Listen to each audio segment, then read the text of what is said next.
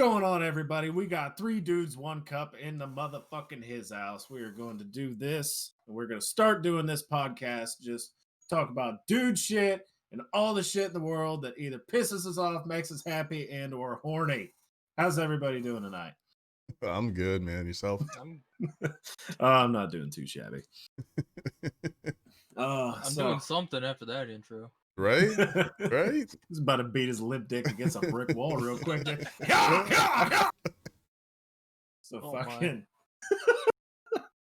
So just for introduction's sake, my name is Sergeant Meathammer, or you can call me Cade. Either one I'm good with. And with us today, we got Mr. Arlie B, the beautiful bastard, in the onesie. Always. And we also have Young Barry as Yes, sir. as our researcher / silent auditor. Yes, sir.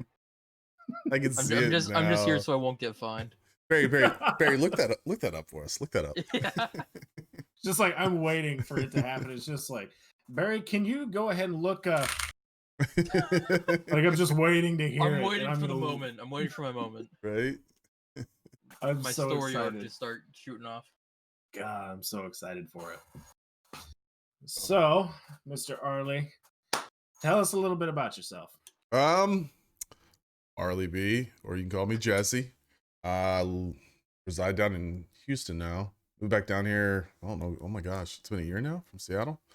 Prior Navy. After that, got hired on with the company I work for now, and I've traveled, still traveling all over Chicago, Seattle, Houston, everything. Immediate families here, extended families in the Midwest, but other than that, started streaming end of July, just as a hobby, just to get into it. I gamed anyways, so why not get on and chit chat with folks? And it's been a blast ever since, to be honest with you. I've met some really kick-ass people, yourself included. Well, thank you. And we'll just, keep the drive going on it, see where it goes. Don't plan on making it a full-time gig, but you never know what happens. So. Oh yeah, Just need to go viral once. I almost did. He did. He got real fucking close there for a minute. Even on TikTok too. My second TikTok video I ever posted, I woke up 6 hours later and there were 10,000 views, and I was like, I called my niece up. I go, "Is that good?" She's like, "Yeah, that's really good." And I think right now it's at like 25,000. It's been a week. Like, that's pretty good. Yeah. It's not my 103,000 views, but it's pretty good. And I was like, "Shut up, kid." Better place, trash. Right? Oh shit. So Young Barry, tell us about you. All right. So I'm Jacob. Everyone calls me Barry though. I really don't care. 19. Been playing games all my life. Currently in Dallas / Richardson / Arkansas. Up in between. This podcast is done. I don't deal with Dallas trash. Dude, it sucks here. I hate it. Built PC when I was 15 with my dad, my brother. Played baseball until high school, then that fell off because high school sucks. And now I'm here. Life just leads me to meeting weird people, and then podcasts start. Right? You met Sugar, and then you met me, and then Yeah. it's all fucking Apparently downhill I'm from there, 28 man. or something. I don't fucking know. 28 years old from Canada. Yeah. Got 2 dogs. They're big. They're nice. So the running joke in Texas is, if you're from Dallas, you hate everywhere else. If you're from anywhere else, you hate Dallas. And if you're from Texas, you hate everywhere. You're right. So if you're from Houston, Austin's cool, San Antonio's cool. They're good places. Dallas sucks. It's vice versa. So yep. Dallas, San Antonio, and Austin are the worst. Yeah. Yeah. It's a little true. Texas humor for you. We're gonna start a fucking civil war. First podcast, just everybody from Texas, just dude. Dallas from here, motherfuckers. Dallas to the rest of Texas is like California to Texas. True. Facts. No one wants anything. If you're not from Texas, terrible. That won't make sense. But if you're from Texas, it makes perfect sense. The Cowboys suck. Do what? The Cowboys suck. So. Oh yeah, I've converted to Texans. It's not quite a good conversion, but hey, it's something. Right? Hey, it's one step in the right direction, man. Hey, at least it's not the Browns. Hey, what is it? The Jets or They've yet to win a Basically, game. the new Browns. They've yet to win a game. It's so bad.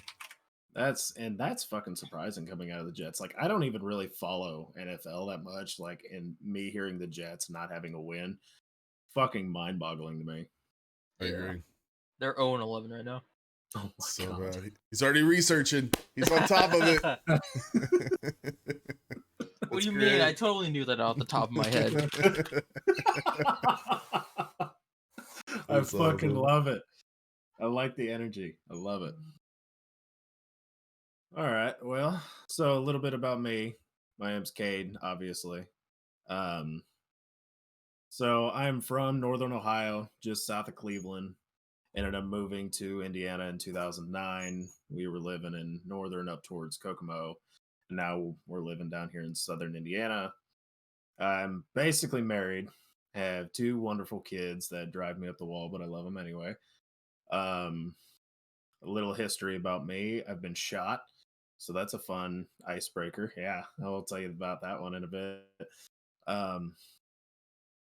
Pretty much, long story short, I liked playing sports. I liked doing everything. Once I hit high school, I really just stopped giving a shit about most things.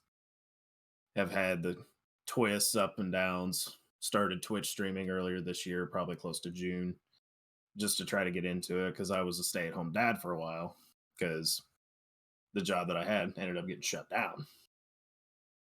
So going from making, 60 to 70,000 a year going to nothing, it was kind of a kick in the dick. So I was like, I'm gonna make $100 a month on Twitch. So I was like, fuck yeah, let's do it. So we got into it, joined the void. It's just been a fucking blast ever since. I'm in the Sugar Squad, aka Sugar Levi, whatever you want to call him. He's a fuck, but I love him. It's just been a great experience. I've met some wonderful fucking people. Young Barry, Arlie, fucking Orby. Fucking I know he's gonna peep this shit like, God damn it! Yes, I was in it. So, but outside of that, that's pretty much all about me thus far. I don't have any serious things. I mean, I have tattoos, and that's really just about it. That's the size of a bullet wound. So you have to lead into the bullet wound now. Okay. Yeah. So it's a long story. It's not a great story, but it's just entertaining enough to where you're like, how the fuck does this happen? Okay. So I don't know if anybody is a Springfield fan of handguns. I am no longer because of this incident.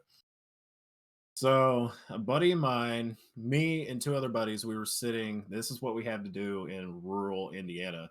Is we were sitting in a Wendy's parking lot shooting the shit one night at 11:30, and we were just sitting there shooting the shit. It was the middle of summer, and it was supposed to get like 120, 130 degrees the next day. So my buddy's like, well, I need to take my gun, out of the truck, and I'm going to put it in the case, take it in the house. I was like, all right. So apparently Springfield's, that generation of XDs, they have a tendency to double chamber themselves. So apparently it was double chambered already. He pulled the mag out, pulled the one round out. There was still one in the chamber, and he went to go hear the trigger click, and boom, fucking gun goes off. Middle of the parking lot, middle of town. Not a single fucking cop showed up because everybody thought it was a firework. Wow. So I don't know how proficient everybody is with 9mm, but there's a clear, distinct sound between a 9mm and a firecracker. Mm-hmm. So I'm like turning around, I'm looking like my truck. It was a nice, pretty truck at the time. So I was sitting there making sure my tires were all good. I didn't have any bullet holes in it. And then I just felt something warm run down my leg. I said, what the fuck is that? Pulled up my pant leg, sure as shit. I'm just fucking bleeding all over the place. Like, okay. This is probably not good. So the first instinct in my mind, I hobbled up to the drive-through window, asked for a stack of fucking napkins to help clean up the blood a little bit. A buddy of mine grabs a tube sock and we wrap it. I was like, all right, so am I going to the hospital or what? So, and he was in the Air Force. He's still in the Air Force at the time. He's like, no, we can't be doing this. He's like, you don't, here, I'm field medically trained, like I can patch you up. It's like, patch me up. What the fuck are you gonna do? Fill me up with Neosporin and fucking put a bandage over it? Like, he's like, yeah, yeah, come back to the house. So I drove myself to his house, which was like 5 miles down the way. Got there in the garage, soaking it in fucking alcohol and saline and peroxide, fucking everything. I couldn't feel a thing because my adrenaline was just through the roof. I was just like, I can't believe this motherfucker just shot me. He just fucking shot me. And he's sitting here patching me up. I'm like, there's a little respect thing there, you know what I mean? But Right. he fucking shot me. So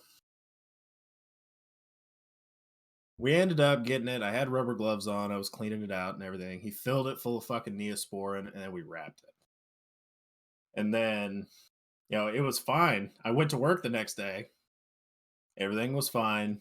Except then when I got home, I went to go pull it off and then it just started like gushing again, like all over my wood floors. So I'm sitting there, I'm using my bedding and shit, trying to fucking clean it up because I ain't trying to track blood all through the fucking house. Like, I was 17 or 19 at the time when it happened. So, and I was like, I ain't fucking telling my parents I've been shot. Fuck that. I was like, I ain't doing that because I was living with them at the time. It's like, that's a big old bag of fuck that for me, dog. So I kept it cool, and everything else. I went to work a couple of days later and I took the bandage off. The supervisor was like, let me take a look at that because I guess he was a medic or some shit. He looked at it and it had like this green film like over the top of the scab. He was like, you need to go get that checked out like now. Get to the hospital. I was like, yeah, it's a gunshot wound. And then she's like, all right, I'll be right back. 5 minutes later, fucking 3 sheriffs are sitting there just staring me down like, all right, what the fuck happened? I'm like, whoa, that fucking escalated quickly. Right. And they're like, so you're sure it's accidental? Do you want to press charges? I was like, why am I going to press charges on a fucking accident, dude? Like, if anybody's going to be pressing charges, it's the building that caught the slug. So we got it all cleared up. The doctor just sat there, scrubbed on it with like what felt like fucking steel wool. He was just going to town on it. And he looked at it. He's like, honestly, this is the cleanest like in and out bullet wound I've ever seen in my life. That's good. I was like, oh, that's a plus. So we got done there. He paid for the hospital bill. He took me out for a steak dinner afterward. He apologized, and I still, to this day, he sold that gun 3 days later after he shot me, by the way.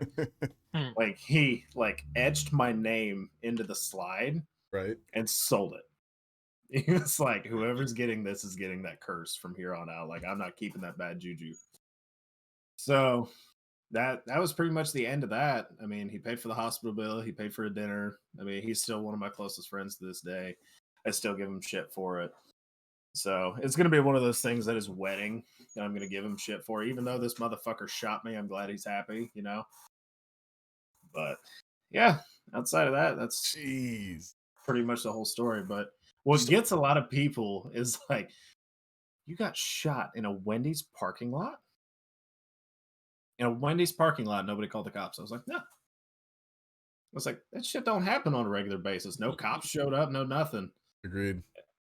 Wendy's is just so used to people getting shot in their parking lots. It's just back of the hand. I mean, gunshots don't happen. Everybody is usually sitting in their car like doing heroin.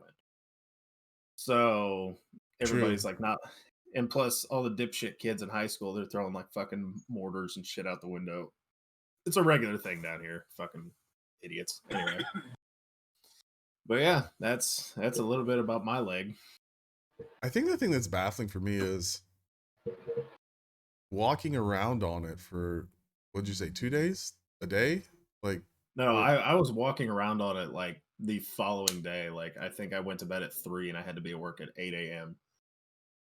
And I was walking on it. I had a hobble, right, obviously, but I mean, outside of that, I mean, if you actually look in the fucking picture in Gun Talk, there's actually a picture of it. I don't know if we can get that. I might be able to share that. Give me like 2 seconds here.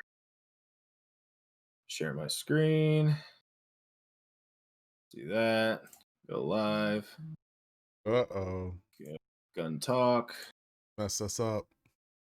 Oh shit, did I? Oops.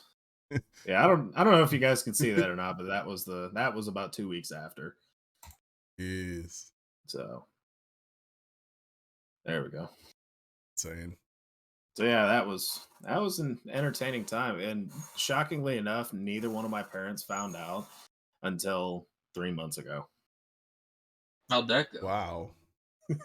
So I was walking with my mother in Walmart one time, and like 3 or 4 people came up to me. It's like, the fuck's this? I hear you got capped.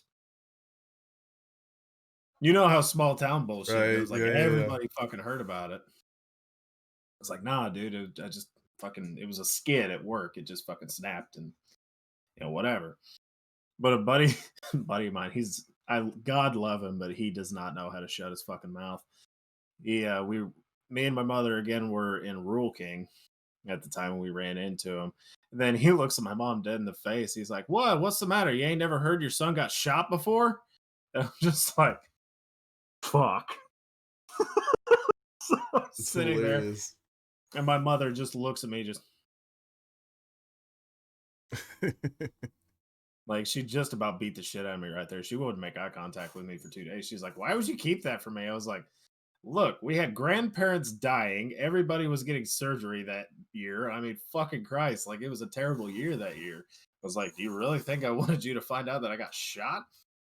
It's like, because my grandmother was really sick at the time and everything else, so she was fully invested in that. And just, the straw that broke the camel's back. I didn't want that happening. Right. Insane. So, I had a nothing of that magnitude being shot. But the biggest time, I think it was my realization of like, oh shit, I could die. Right. mhm, Was so I had not anymore, had a buddy who had pretty extensive car collection. And so we played in a charity golf tournament. And when I say we played, we just drank. That's all we did, right? right. And so we get done, we go back to his house. He's got this ginormous jacked up Dodge, and he's got a Lambo. And I'm like looking it over. The thing's got like 700 miles on it. It's that ridiculous orange color that all those Ooh, yeah. turds get them in. And Mhm, I so we're saw like, one of those the other day. what are we doing tonight? We decided to just play guitars at his house in the backyard, right? mhm. So everyone has to go get the guitars. And they're like, oh, we need something to drink. It's like, all right, you guys get the guitars. Jesse and I will go get drinks. Like, we would Mhm. take the truck or the car. It's a stupid question. Let's take the car. Right. All right, let's go. And so we head down, and I don't know. You guys know what feeder roads are, right? No, Mhm. Ohio doesn't really have feeder roads, but we go down the feeder road to the freeway, check for cops. He's like, you wanna run it? I was like, yeah, I want to see what this thing does. We go under the overpass, go under the other one, and just as soon as we come under, he books it. I've got my phone like this videotaping. And then I hear him say, all right, there's 185. And the next thing I know, I'm waking up with him slapping me in the face saying, wake up, wake up, wake up, wake up, wake up, wake up.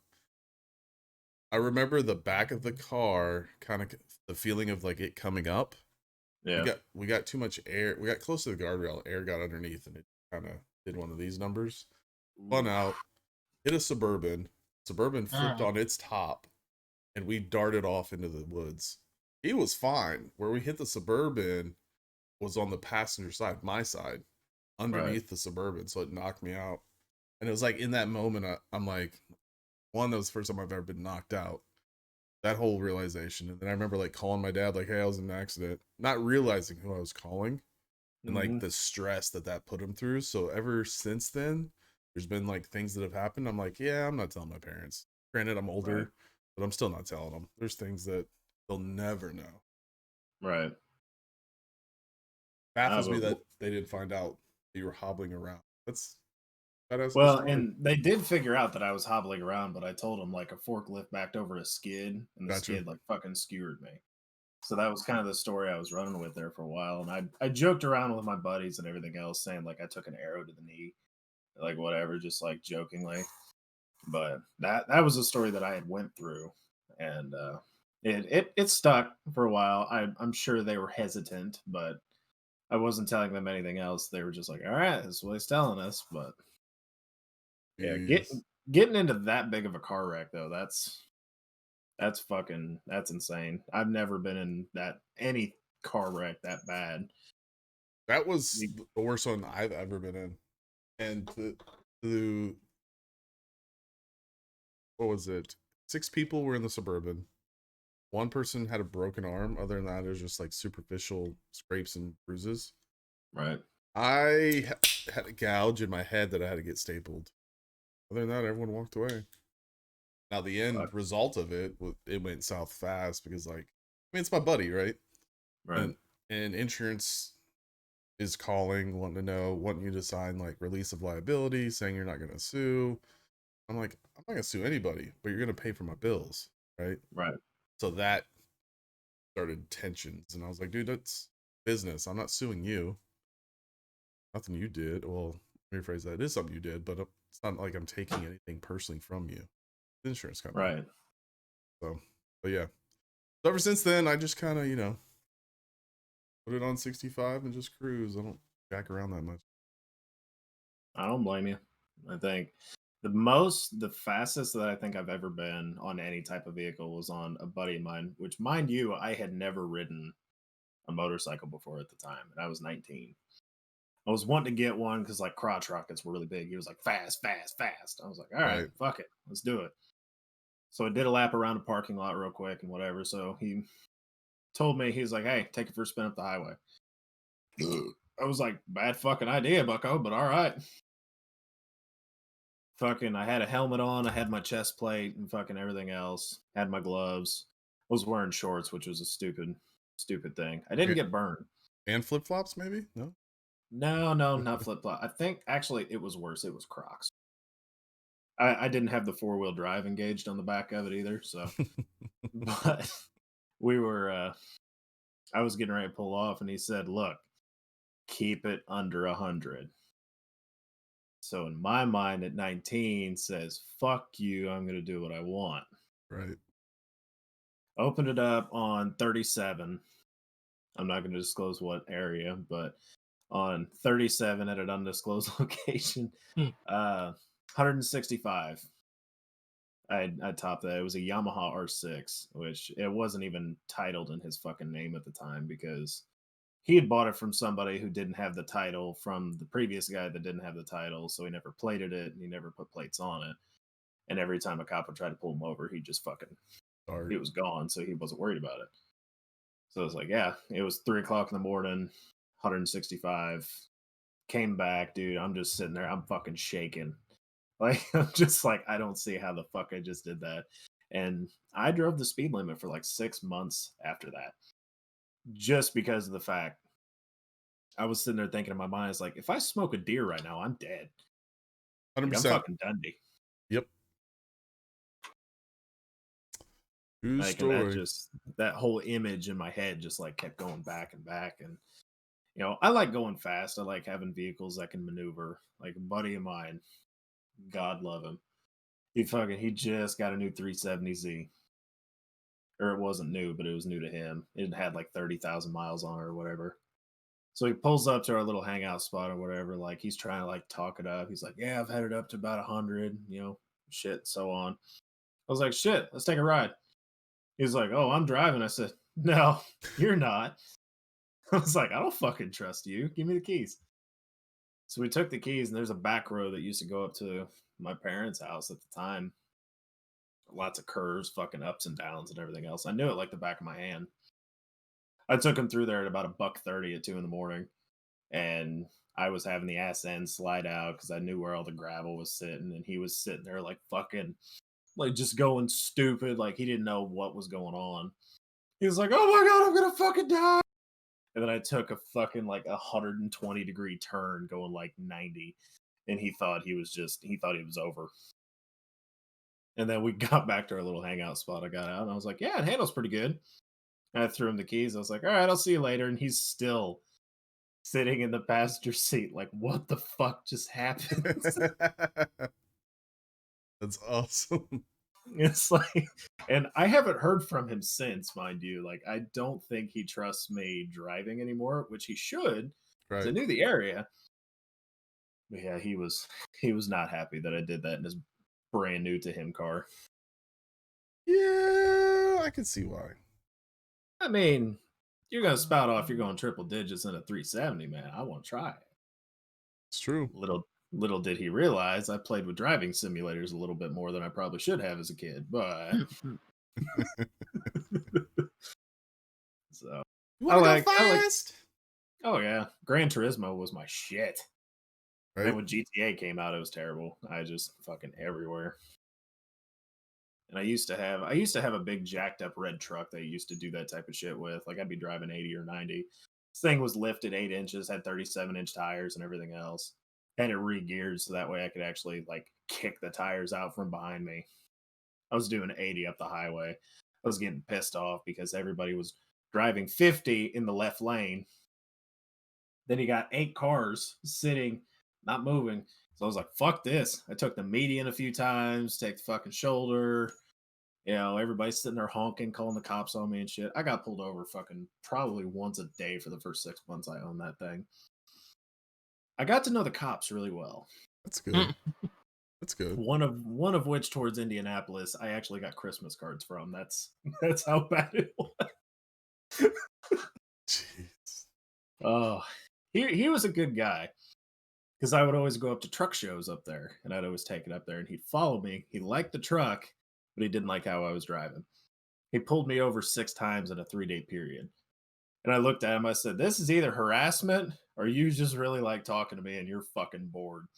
One of the two. He's like, "I'm gonna go with the second one." I said, "You probably should." Right. So we were just going back and forth, and it was all for shits and giggles, really. He ended up buying a truck very similar to it about a year after that. But What about yourself, Barry? How are you with vehicles?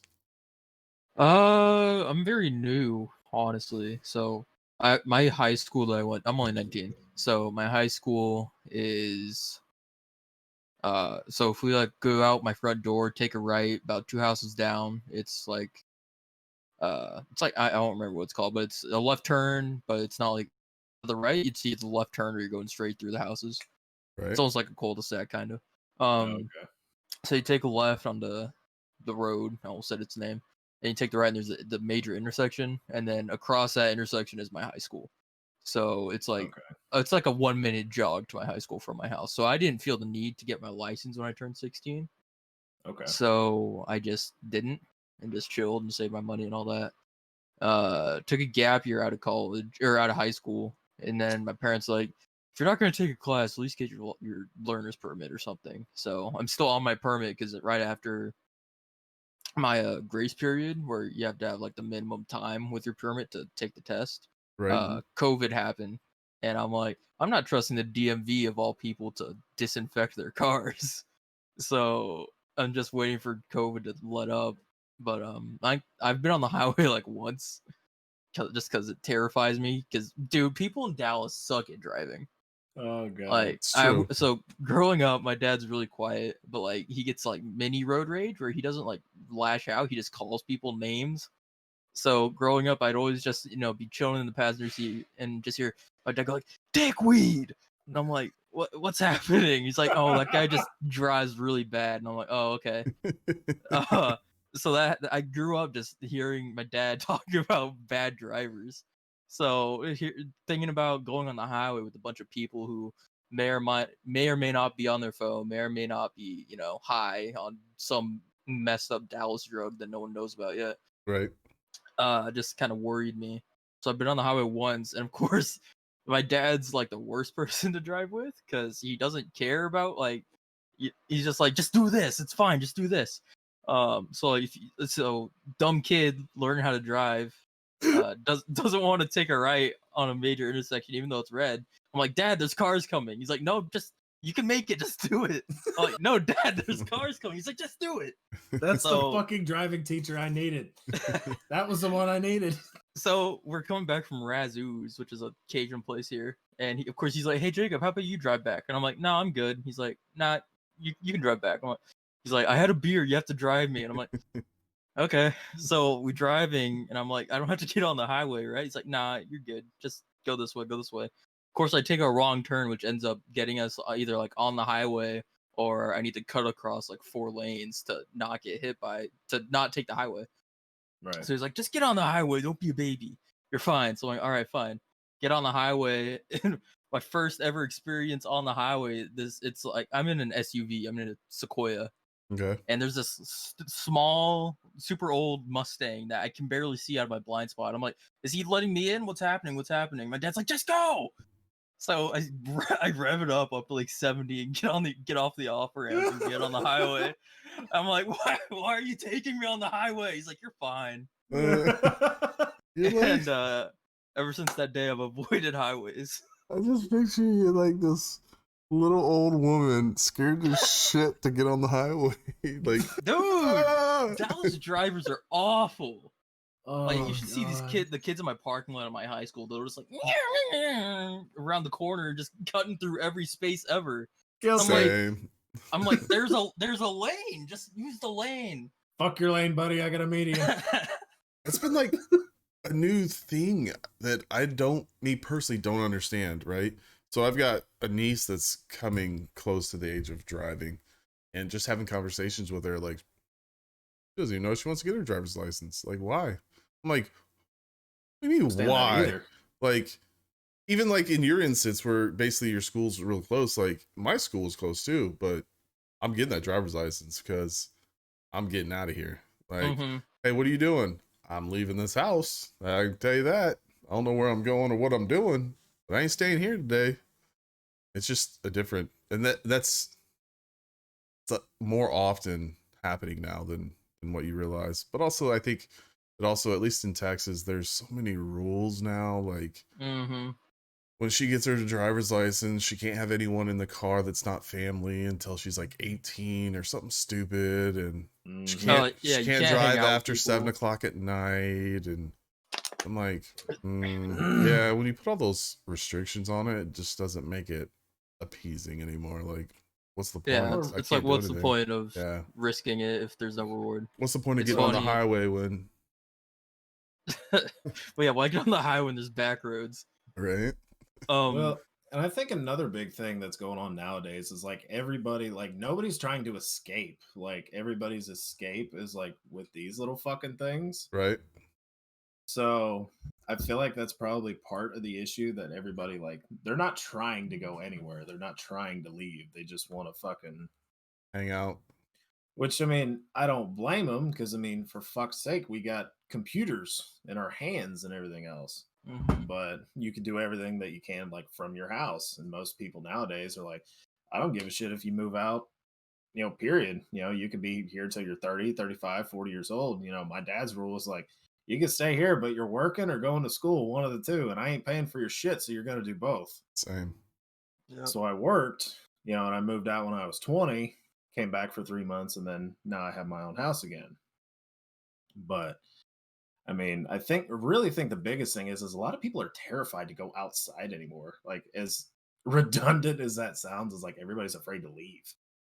They just want to sit at home, want to smoke their weed, they want to post depressing shit on Facebook, and then that's their escape. Like, it's all they want to fucking do. Yeah. Another thing is, like, my dad's argument when this was all happening is like, don't you want to like go drive around with your friends? And I'm like the quiet. I wasn't like the quiet, like I was like discount quiet kid in school. It was like I wasn't unpopular, but you know, like I was like in between with like the cool kids and the not cool kids. So I was just there. Right. And I was like, my two best friends live on the same street as me. I don't really need to drive to see anyone. And those same two best friends were also hesitant about getting their license, and so my parents had tried to make the arguments like, what about Bella? What about Ash? Aren't they getting their license? I'm like, no. So you can't use that against me because they're in the same boat. They're like, all right, fair. But it's funny thinking about it now, because now that I have my permit, I'm because drinks at McDonald's are $1 and it's down the street. So my mom and I will go get a drink like from McDonald's every now and then, and I'll turn the corner and just like in my large SUV that isn't at all a sports car, just like That body roll, just fucking. and I'll like floor it until I hit 40 miles an hour. And my mom's like, "What are you doing?" I'm like, "I'm just getting up to speed." And it's just funny to think about. It's like, man, I was terrified of, like, I still am terrified of highways, but I will 100% rev up as fast as I can to get to 40 miles an hour In a residential zone, yeah. in a residential area. It's supposed to be 25. Yeah. We're not going to talk about that. It's fine. I have no room to talk in this fucking fight, so I'm not going to say a thing. But That's hilarious. and it really just kind of goes back. Like, there's not a whole lot of shit for people to like want to go out and do anymore. Like, you notice like all the arcades, Especially and, now. like arcades and bowling alleys and skating rinks. You know, it's not appealing to anybody nowadays. Like, nobody wants to go out and work to spend money just to get out of the house for 2 hours anymore. You know, everybody's just like, I'm gonna go to work, come home, I'm gonna get naked, watch Netflix, beat my dick, and go to bed. Like, that's just how it is. Like, for me, that's all I do. I mean, I go to work, I come home, you know, me and the old lady fuck, I beat my dick again at some point again, and then I go to bed and I wake up, take care of the kids. I mean, right. I think the thing for me that I'm noticing, like you said, like when you said bowling alley, that was one of my first jobs. It just got demolished. Like right before COVID went down. It's like, wait, what? Why? It's just people aren't doing that type of stuff, and the things that they are doing or that are available are so damn expensive that they're like, I'm not gonna go spend that money on. There's an arcade here called Main Event.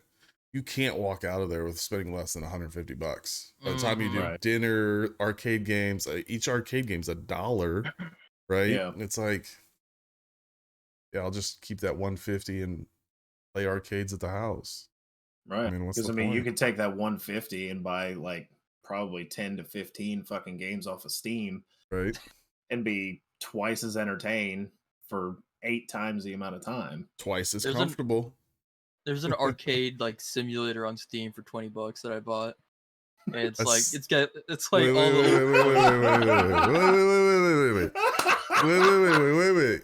We need to discuss this.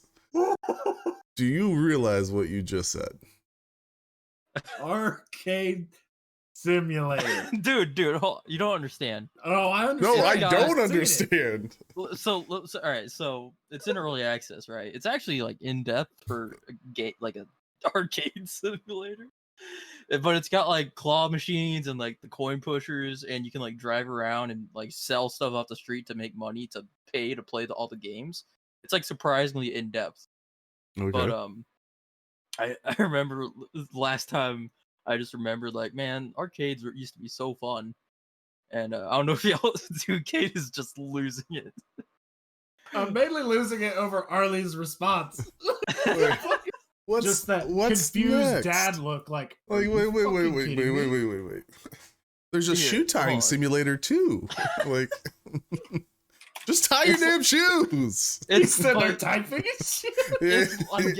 I'm getting. Hold on. It's like legit. Like, you live your life trying to get enough money to play the coin game. It's called the coin game. The arcade games on the island.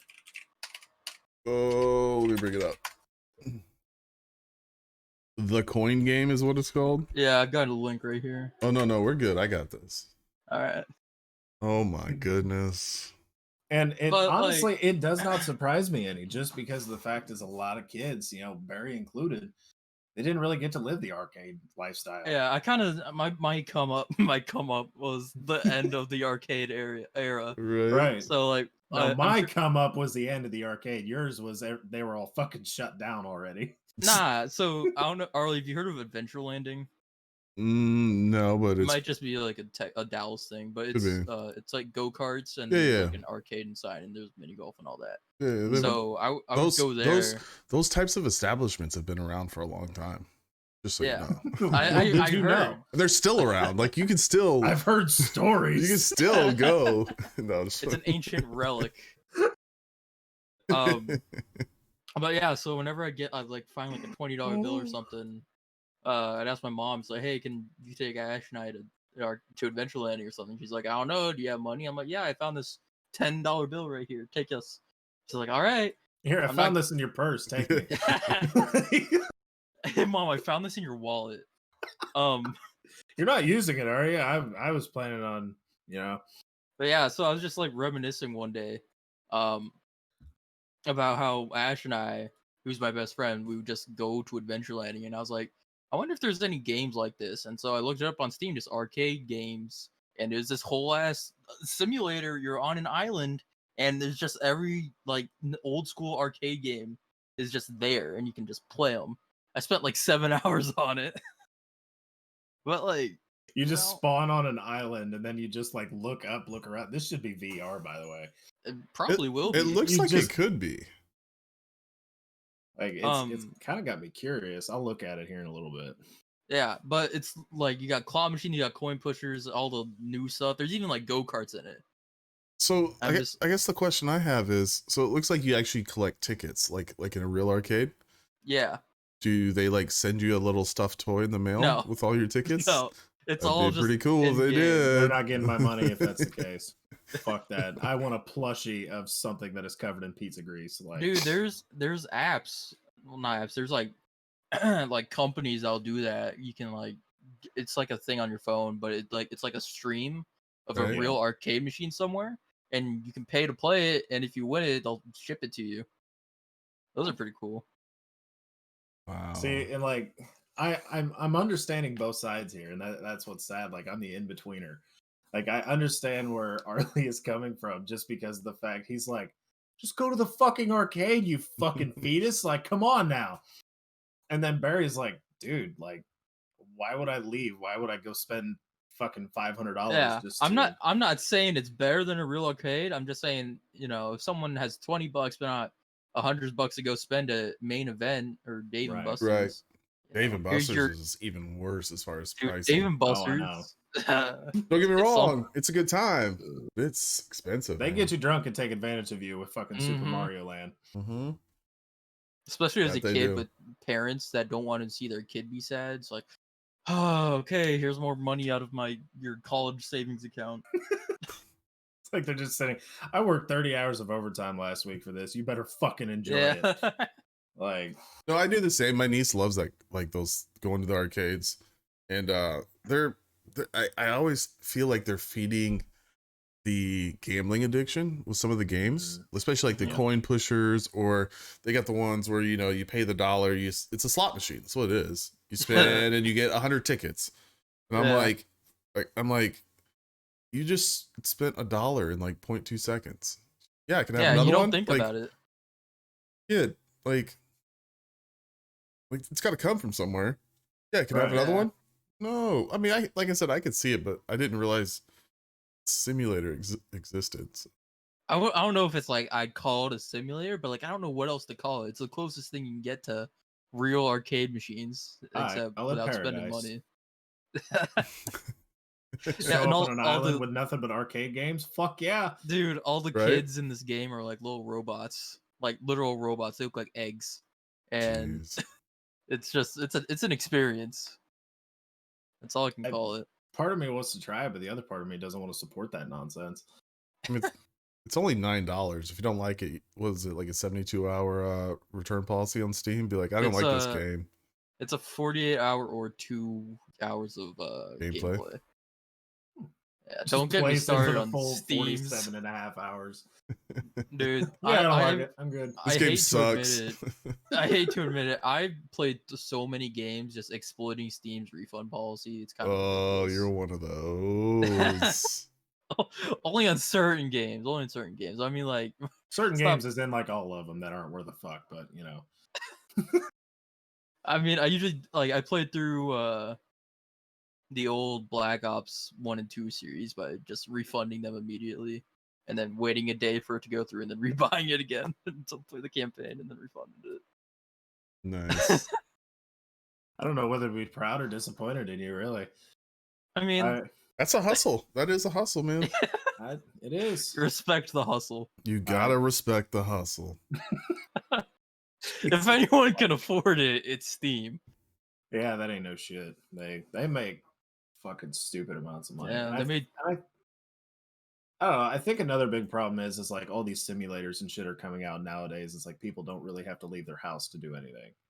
mhm. Like you play all your games at home, you're in the comfort of your own home. Like you could be butt ass naked in front of a fucking TV for 26 hours straight. Nobody's gonna judge you because you haven't fucking left.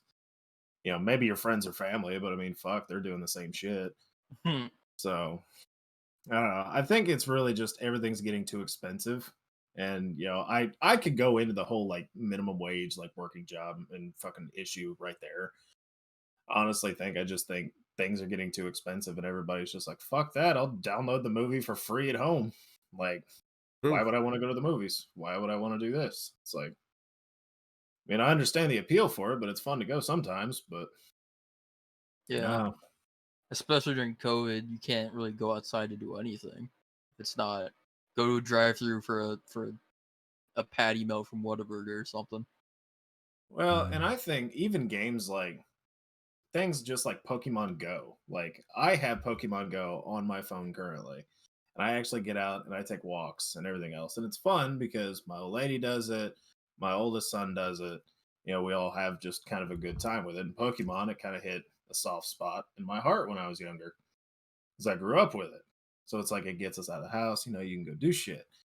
Well, just get out, go take a walk, go enjoy the fucking sun, go I don't know, throw a stick at somebody, go throw a fucking baseball through somebody's window. Like, live the life. Like, have some fun, cause some damage, Right. build relationships off of damaged windows. Like, I've done that numerous Mhm. times. Like, I was sitting there, I was practicing my fucking golf game, and conveniently, I had just watched Happy Gilmore the week before. Conveniently, I blasted through 3 of my neighbors' fucking windows.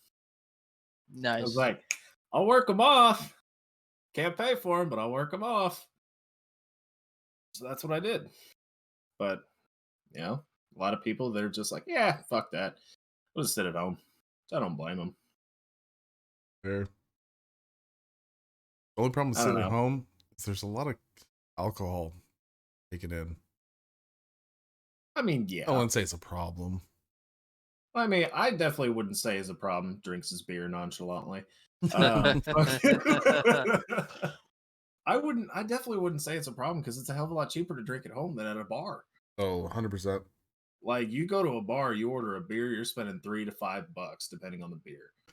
You know, if you order a cocktail at 7 to 12, like Jaeger bombs, I'd go through 20 of those in a fucking 2-hour period, and there's $80. It's True. like $90. It's like I could have bought a fifth and a case of Red Bull for like 40 and would have had more. It's like, True. I don't know. I will say one thing about staying at home: Amazon is so fucking nice. That's an addiction. It really is. Y'all know anyone who doesn't have Amazon Prime? Levi. No, that's it though. Well, I take that back. He didn't get Amazon Prime until 3 months ago It's like because when we lost our fucking job, he was like, I don't want to fucking go out and do anything. I don't want to look at stuff that I can spend. And then he starts getting on Amazon. He's ordering his fucking shampoo. He's ordering shit for his house. dude, my mom gets everything on Amazon. She I remember one time I just walked into the living room and there's just these 2 giant things of like they're like what's the word, bulk shampoo and bulk conditioner. I'm like, what is this? And she's like, they had it on Amazon. 20 gallons worth. It's like 3 gallons each. Dude, fucking, they deliver ice cream. Dude, you can get anything on Amazon. You probably get like black Amazon will market things on deliver you Amazon. fucking pints of ice cream with dry ice in a styrofoam container. I did it once just to try it. All of them, they were all colder than when I got them home from the store. Jeez. Like Yeah. I was like, Amazon's legit. Like So there's a streamer out there that decided to post their Amazon wish list a lot of people do that. so people could see it. Well, they didn't Mhm. make it private. to where So people could change it. yeah. So I got bored and I was like, I wonder what kind of crap I can find on Amazon. I feel like I know who you're talking about, but we're not going to disclose names. I found a 55-gallon barrel of Bro. lubricant, Yeah. a fax machine, an old Polaroid camera. I'm talking just the most randomness thing. And I was hoping they'd get mad. They didn't. They thought it was the funniest shit ever because they're like, they try to say I want a fax machine. I'm like, well, yeah. I mean, you gotta fax those Polaroids that you're taking. Like, sometimes you gotta lube them there's Polaroids up so before you send much them. I mean, randomness on there, and it's just like, geez, who thinks of this stuff? I don't know, but there he goes. Fucking, Oh, he's looking up the 55-gallon drum of lube right now. That Astroglide, man. Even better. It's like $1,000. That's not bad, actually. That's really not, considering you only use like half an ounce per. Like, unless you're in the oiled up look where you just like take a 5-gallon bucket and soak everything down. They probably buy them for the Arnold Classic there in Columbus. Oh, I guarantee it. They just like lube themselves up before they go on stage. Mm-hmm. But they got to put that lube on there to preserve the fucking fake bake that they just got on. They've been in the chair for 6 hours that morning. Right? They got to look good. It's like, I always loved bodybuilding and everything else. I just never understood the fucking fake bake, like underneath. Like, stop using the fucking tanning shit. Right. Stop trying to make it look like you have more contrast on your body. Just fucking go up there. But my dad he wasn't necessarily a bodybuilder, but he was like always built. That was when he met my mom. He had 2 gym memberships, and would just spend most of his time at the gym. My mom was like, "Yeah, he was kind of scary," but yeah, he used to have like an earring too. And I remember we were talking a couple months ago. I'm like, "Dad, what's this like hole in your ear?" He's like, "Oh yeah, I used to have an earring," and I'm like, "What?" He's like, "Yeah." Back when I had 2 gym memberships, I always had an earring. I was like, "You had 2 gym memberships?" He's like, "Yeah, that was me." And then I met your mom, and now we're here. The more amount of gym memberships you get, the bigger your ears get. Right? Fucking, oh my god, 2? Why 2 though? I don't know. I could go ask him. He might still be awake. I mean, I could understand it, maybe. I don't know. Well, unless one was like a 24-hour and one like had that might have been during it. the day, or that might have been something. I could kind of understand. I technically have 3, but I only pay on 1 right now. So I think I have 4. Where's your earrings at, Arlie? Yeah, where are all your piercings? So my ears were gauged, and they closed up just enough that I could still put normal size earrings in. So both sides. I didn't get that big because then I got I got out of the Navy, started gauging them, and then I got the job. I was like, I gotta take them out. So hell, even nowadays, you don't even have to worry about like having stretched ears or anything else anymore. Like everybody's just like, fuck it, it's kind of normal nowadays. True. That's part of the reason why I kept mine, because I started doing mine as I worked at a tattoo shop. It's like every 3 days I was sitting there, and I was a piercing apprentice there for a little while. So I was learning how to do piercings and shit. I've had everything minus my dick and my tits pierced at one point, and just every 3 days I was sitting there, I was like, bigger. Like I eventually wanted to get 2-inch. I was like, I don't need teacup plates. I was like, that's a little excessive. So this is the smallest they've been probably in the last, I don't know, year and a half. And I've blown them out. I've fucking taken scalpels to them and all that other shit. But they're at 1 inch and 1/8 right now, which isn't terrible. But the only reason I kept mine is that was the only like piercing that I kept for longer than 2 weeks. Like all the rest of them, I just got them, healed them out, tested them just to kind of see like what my experience was. Because everybody goes in, do piercings hurt? You're getting a fucking needle jabbed through your flesh. Yes, it's gonna fucking sting a little bit there, Nancy. And I always had people coming in and asking me like, "Oh my god, why do you have so many piercings?" I looked at them. I was like, "So I can tell you fucks what piercings to get, and what not to get." It's true. It's funny you say that because my sister got her ears pierced when she was like 19. She's like, "Yeah, I guess I should finally get these pierced for real." So my other sister who has tattoos, she's like, "Oh, we can go to a tattoo parlor. They'll do it good there." So I was like, "I want to tag along because I'm a dumb 16-year-old." I was like, "I want to see what this is like." Okay. The first experience, we get to the tattoo parlor, like dog, like the lipstick on dogs, like the red rocket. Oh yeah, yeah. Yeah. So, Their dick. Just saying, dog's Oh, dick. oh, all right, okay. yeah. I was So like, I walk what? into the tattoo parlor, and how they have like pre-made, just like shut up, The lipstick on a dog. I was Like like, I'm sitting here, like, is this a Dallas dude. trend or like Dude, what? I'm an sorry, go ahead. innocent child. Hey, that's fine. Go that's ahead. fair. So how like tattoo parlors put on display like work they've done in the past. Yeah, yeah. Yeah. So it's a monkey. One of them is just like it's a giant poster of a monkey just holding a dog penis, just sitting there, and I'm like, why is all right? My sister's like, just don't think about it. Let's just go find It's out how to art, get. God damn it. Yeah. So we walk in, get my. We were like, yeah, we want to get Olivia's ears pierced. So we go back there, and he's like, all right, this might hurt a lot, and Olivia's like, okay. They do it. I have a picture of it, and she's just sitting there, just smiling, looking at the ceiling, and the guy's like, okay, it's done. And she's like, oh, it's done. He's like, yeah, it's done. Here's your earring, here's a mirror. She's like, oh, it didn't even hurt. She just powered through it, just looking at the ceiling as she got a needle stuck in her ear. I'm Mhm. like I would, up until probably 2 years ago, I was terrified of like needles and shots and all that. And so I was just like, how is that possible?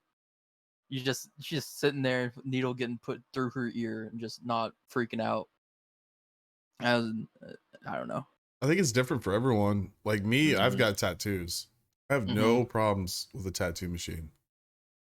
But I'm not a big And fan of getting thank you for my calling it a blood. fucking tattoo machine. Thank I'm you. not a big fan of getting my blood drawn. I'm not a big fan. I'll get like immunizations and stuff, but every time I go to get my blood drawn for whatever reason, it's like, oh, we're Mhm. lightheaded. And everyone always gives me crap. They're like, wait, you have all these tattoos. You realize they use needles, right? It's not the act of the needle. It's, I don't know what it is. For me, getting a tattoo, once it gets past that, like, what I like to call sunburn, where it just Mhm. burns, all right, let's knock it out. So, Right. it's Yeah, fine. see, like I was always fine with getting my blood drawn because people, I don't know how, they just made it painless. Right? But like shots, I'd be like squirming, I'd be like crying. I was like, I hate it. Get me out of here. I'm like a dog stuck in a cage. Just get So- me out. So speaking of shots, I know what you're kind of talking about. So I dated this girl, met her at the CrossFit gym, and I always had a rule like I don't date where I eat. So the gym, Right. work, anything like that, because then it just makes it weird if something goes down. Right. And it did 4 years later, but whatever. So she was doing box jumps, right? So it's where obviously you're jumping on top of a box. And I think it was like 24 or 36 inch. Like it's a good jump. And she missed. Ooh. And her shin hit the box and just split open. Mm. And I've had that happen. I was coming. She was there for the earlier class. I was coming up, and my buddy owns the gym was like, "You got to get up here. She's hurt." So I get up there. I was like, "All right, we're going to the ER. Like, you're split open, pretty good." So we go to the little minor emergency clinic, and she's deathly afraid of needles. Deathly afraid. Oh god. So she asked if I can come back with her. I was like, "Yeah, I'll come back with her." And so the nurse is doing the whole, are you allergic to anything? Blah, blah, blah. When was your last tetanus shot? She goes, huh? I go, wrong answer. You're about to get one. She's like, wait, what? I was like, yep. If you don't know, they're giving you one. She's like, Yep. she just started bawling. She comes in, gives her the shot. You'd have thought they were trying to kill her. Like, she's grabbing me, holding me. I was like, you realize you're about to get some stitches too, right? Like, this is about to be bad. It was so, and me being me, finding the humor and everything, I'm just laughing the entire time. The entire time I'm laughing. I'm like, you're a 26-year-old female. You would have thought you were like a 3-year-old child. It was the funniest thing I had. And so for like, I don't know, a good year, everybody would give her crap about it because I may have taken a video of it too. But it was just it's like, come on, like, how are you so afraid of something so trivial? But no, I get it though. It's Fuck. funny. When this is probably like the last time I truly freaked out about a shot. I was 15, and she brings in, I think it was a tetanus shot, and I started like crying, and then I was like, no, not yet. I'm not ready. as the nurse was like holding my arm. And the nurse looks at my mom and she's like, "How old is he?" And I was like, "He's 15." And that just made me start crying more. And I was like, "I know it's stupid." All right. So I got a good story involving needles. Fucking, I was 17 at the time, I think. Right? I was having to have blood work done because I have like a lot of fucking heart issues or some shit. I had to have blood drawn for something when I was younger. Or I had issues when I was younger and I had blood drawn to figure out if I still had, whatever. So conveniently, I had a nurse in training and the Those are nurse the standing worst. beside her. Oh yeah, this is where it gets fucking funny. She was, I think, maybe 3 weeks into this. Like she had never drawn blood before, like on an actual person. Like she'd just been using like the little fucking like the dolls or whatever that they practice on. It was right when they switched over to like those quick fill vials. So like they pop the needle in, they pop it out, and then they screw the fucking vial on. Mm-hmm. Well, she did a really good job. She hit the vein right on the fucking money. I was like, hey, that didn't hurt. Good job. Awesome. Me being me, I'm like, how do I fuck with her? So immediately she starts drawing. She takes 2 vials out and everything else. So she unscrews it. Well, usually on that last one, they go ahead and pull the needle up or bandage it. Well, she unscrewed it, went to go set it on her table, and then she was getting ready to pull it. So I flexed my arm with that needle still in my fucking arm, and I had blood shoot across the fucking office. Like as she turned around, it didn't hit her or anything. Like it was like probably like a foot away from her face. She saw that. She thought she fucked something up, passed out. Oh. You are a bad person. Dundee. She was fucking out, dude. And she was done for probably 10, 15 minutes. Like even the nurse herself, she looked at me, looked at my mom, and looked at me again. She said, "You're a dick." And my mom's just like, "What the happened?" All I did, oh god, I felt so bad afterward, but I couldn't stop laughing. She finally came to. She's like, "Oh, what happened?" I was like, "You fucked up. You made me bleed all over the place." Then the nurse like took my hand and smacked it. She's like, "No, that is not what happened. You're gonna tell her." That's so mean. So I told her, I was like, "Look, I'm not the only one you're gonna have to deal with this. Like, this is a 1 in a million.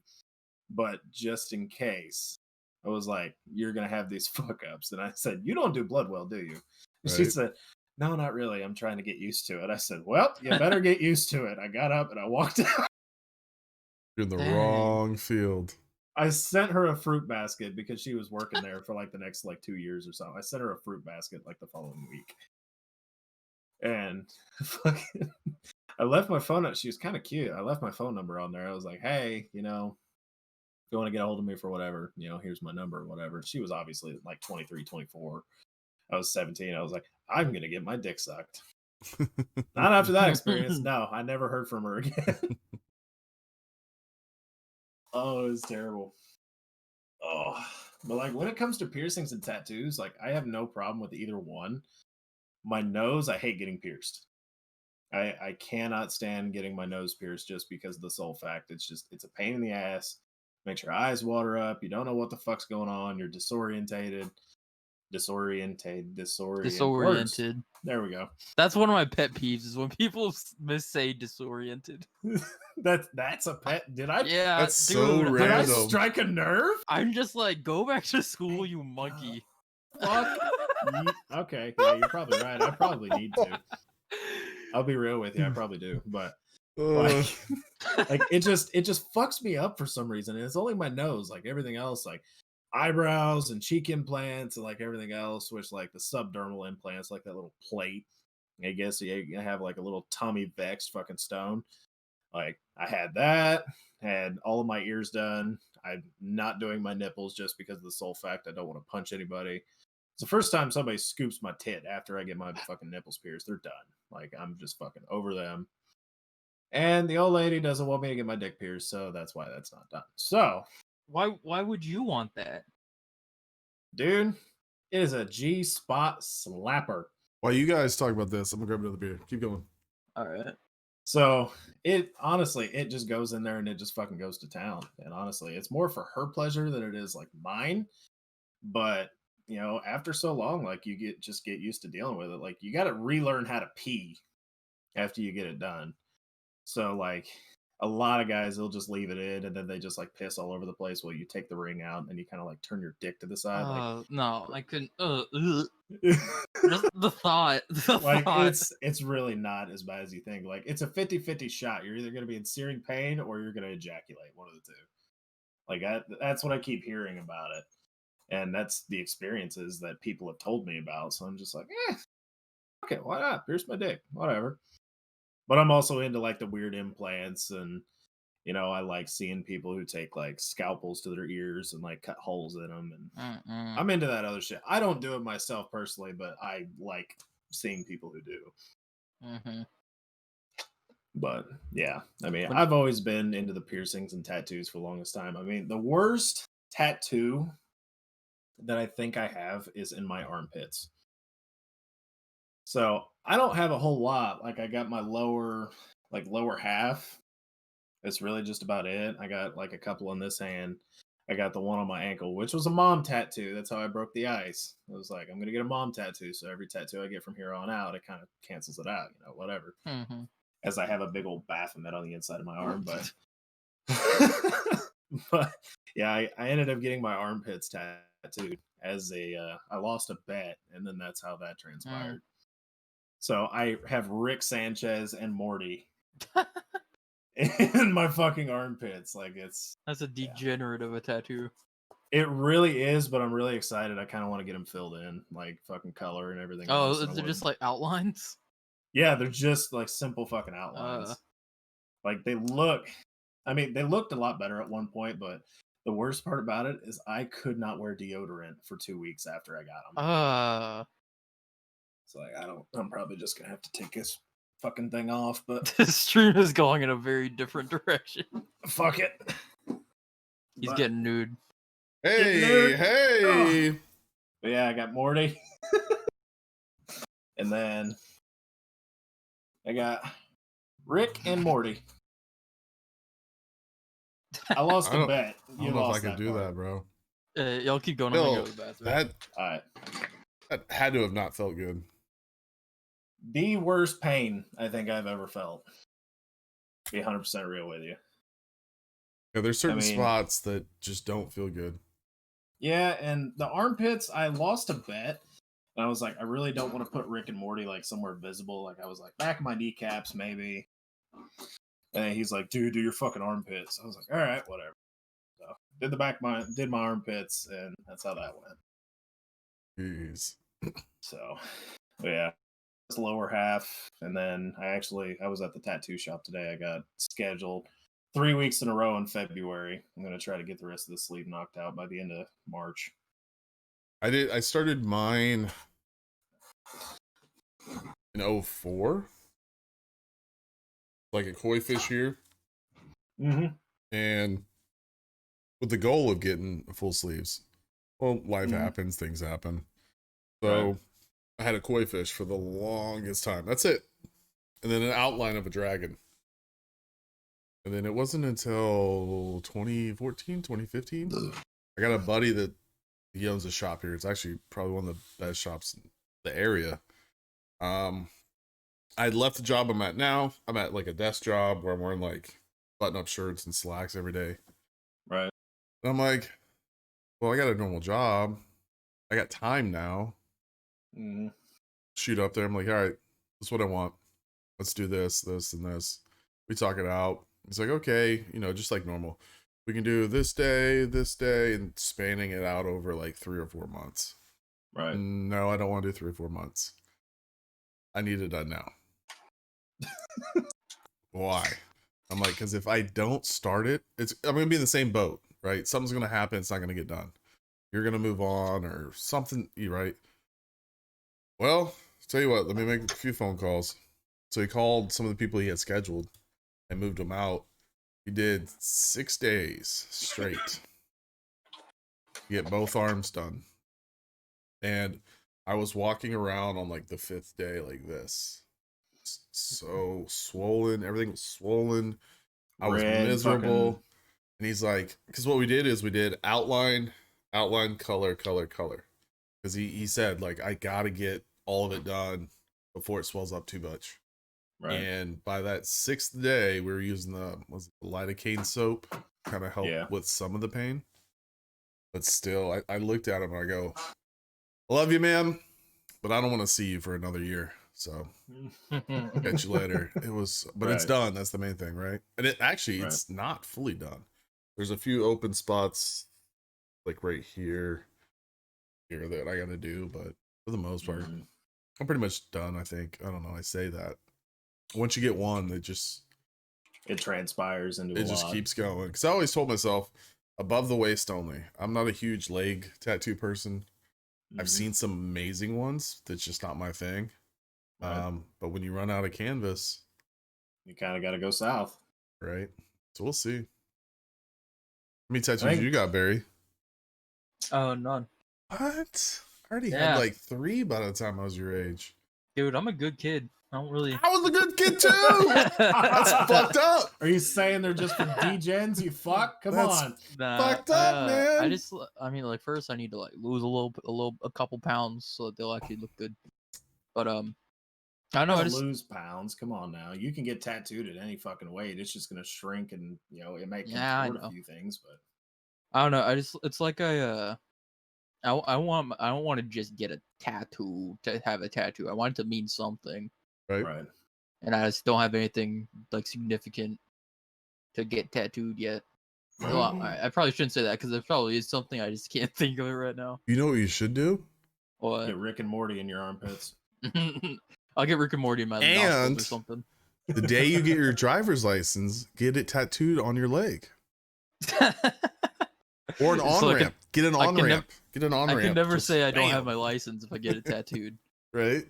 No, just get the quote, "Life is a highway."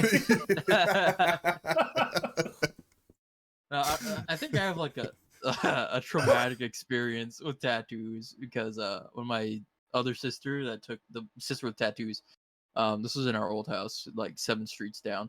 Right. She's visiting for Christmas or something, and I'm like 6 years old, so you can't trust a secret with a 6-year-old or any confidential information, right? Right. So my sister comes in, she's like, "Hey Jacob, look at this." She shows me her wrist, and she has like a really thick, like a super ugly peace sign on her wrist, and she's like, "I got a tattoo, but don't tell Dad." And immediately I'm like, "Dad, Ashley got a tattoo."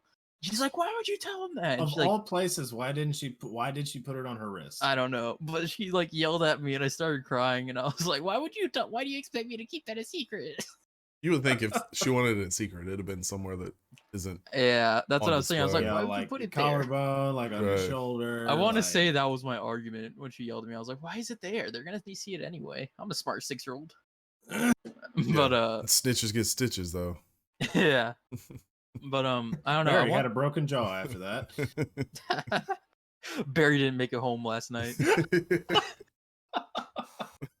Wait, wasn't he Yeah. at home?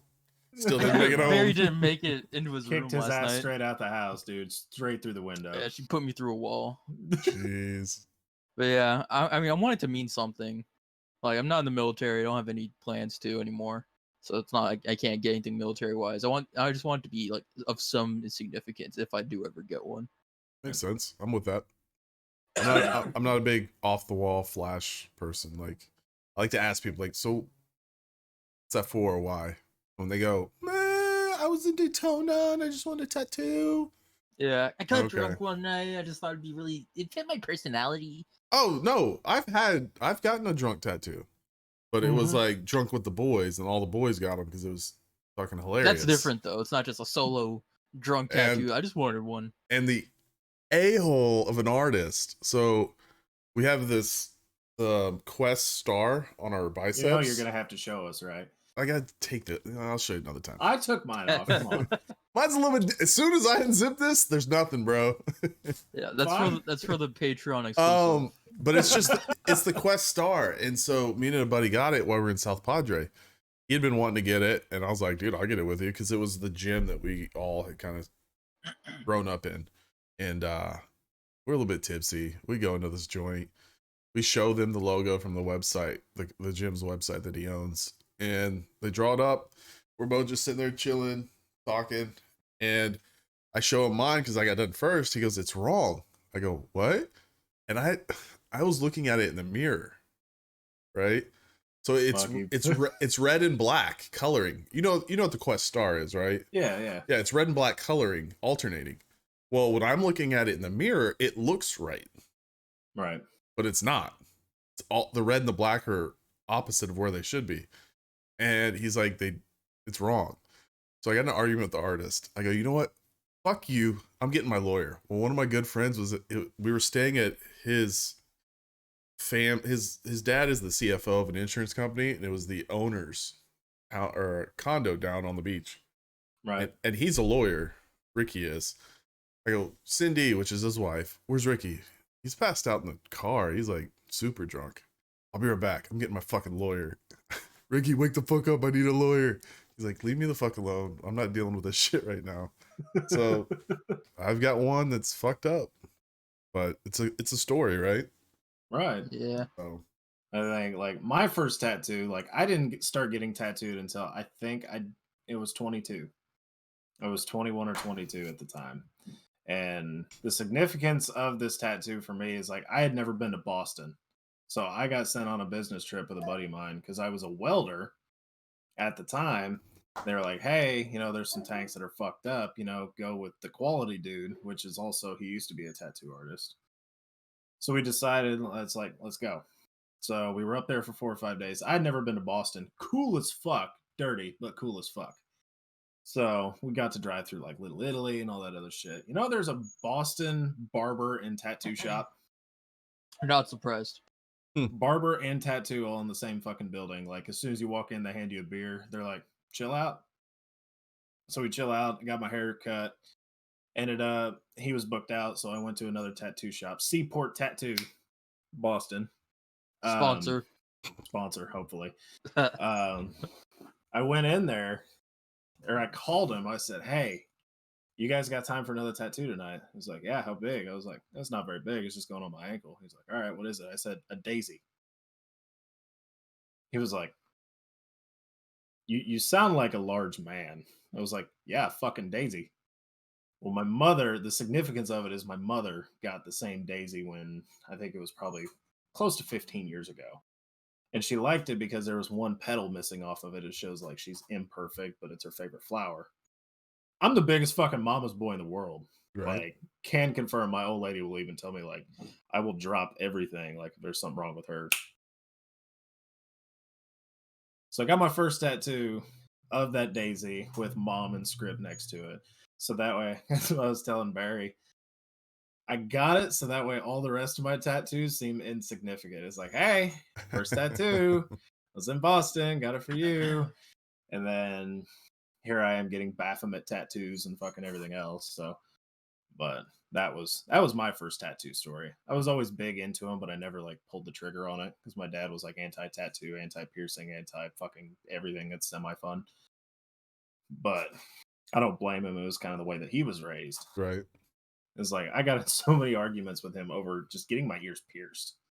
He's like, "Do you got a dick between your legs?" "Yeah." "Why the fuck are you getting earrings?" I said, "Are you not man enough to shove a needle in your ear?" Oh god, we fought for fucking 2.5 hours after that statement. Like legit, like fought, like throwing shit, and it was a bad deal. But we were just going back and forth at it. And we ended up like coming to an agreement. He's like, "Look, I can't control what you do." He's like, "If you want holes in your ears, fucking go." And then he was real happy when these showed up. Right. But yeah, I plan on getting a tattoo for him as well. And the significance of a lot of my tattoos is just they're just fun. And like I wanted like my whole left sleeve to be like religion based and all the different variants of it and shit like that. And then my right arm, I just want it like old school, traditional, thick lines, fucking reds, blues, that's it. And then my overall goal is to go from my jawline all the way down to my feet bodysuit. That's the fucking goal. I had a couple of head tattoo ideas, but I'm just kind of like, I'm gonna hold off on that, see where the next 5 years takes me. True. Let's say people my age, they're getting like fucking tattoos across like their eyebrows and like under their eye, and they're like, I can't find a job. Fucking who will hire me? It's like nobody's gonna fucking hire you with an inverted cross tattooed on your fucking eye. Yeah. Right. Like, come on now. It's like you got to stay semi-professional, and that's why I wanted to keep most of mine to where they can be hidden or covered up, rather. But yeah, the Rick and Morty was fucking terrible. Would not recommend. I tell everybody to do it, but don't do it. Ugh. It just hurts thinking about it. It is a sensation that you will never forget because it's like that normal sunburn, but escalated like times 12. Right. And then the worst part about it is the healing. You can't wear deodorant for 2 weeks after. I worked on a shipping dock outside in the middle of summer. I bet that when was I got great. them done. Couldn't wear deodorant. The only deodorant that I had was the Dial soap that I was using to fucking clean the motherfuckers. Oh god, it stunk so fucking bad. I felt bad for my coworkers, but I was just like, "Hey, got them tattooed. That's what's gonna happen." One good gust of wind and they're fucking gone. Like it was good supervisor repellent. I will say that much. Right. So I gotta ask, weirdest encounter with a female. Mm-hmm. I have to ask because I can see the look on your face. You probably had a couple. Born a female? For today's standards, let's just call it female. Fair. Because now you have my interest. So being in the Navy, there's a few spots that we get the opportunity to go to. Being on the West Coast, you get to go to all the Asian theater, right? So Thailand, Japan, Singapore, all those spots. Well, in Singapore, there's a place called the 4 Floors of Horrors. And you hear about it the whole time you're in the Navy. You're going to Singapore, you gotta go check it out. So like, I don't know how much everyone knows about Singapore. Singapore is a very clean country. Right. There's no eating food on the streets. Like if you're walking down the street, you can't have a soda in your hand, no chewing gum. I don't know if you guys remember, there was a kid that he deserved it, but he went over there and tagged some walls and they caned him. He was from the US. The US government actually stepped in because he was supposed to get like 14 lashings with the cane. And this isn't like, this is like dudes that are trained to literally take skin off with each hit. Right. And so they got it down. I think he got 2 instead of the 14. They don't play over there. No. But ladies of the night are legal there. So we go to the 4 Floors of Horrors. Ladies of the night. I like how you worded that. It's the local mall. So during the day, it's just a normal mall. At night, all the stores shut down and there's clubs in each floor. Okay. Well, hence the 4 Floors of Horrors. So there's a mama-san that owns the club and she owns the girls. No one told us as you progress higher up on the floors, the ratio of naturally born females to converted females changes. Ah, okay. Which is something you kind of want to know. You went to the floor of Caitlyn Jenner's. No, we ended up at all of them. We started at the bottom and you work your way up. I'm telling you, when you walk in, you just see girls leaning over, like imagine a mall, right? With like the escalators, girls just leaning over the edges. It is insane. Really? What do we grab? Oh, it's the missus. So she's now listening because I said something about a female. She messed up the video though. Yeah, babe. I know you're listening. Do you mind hopping out? Thank you. We'll edit it out.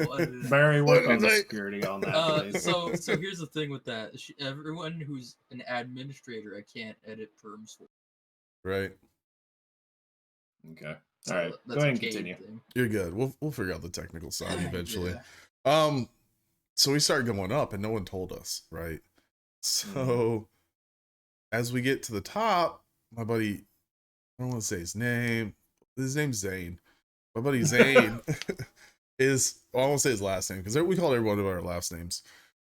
He is just smooth talking this chick up on the 4th floor. Just, I love you. I'm going to take you back to America.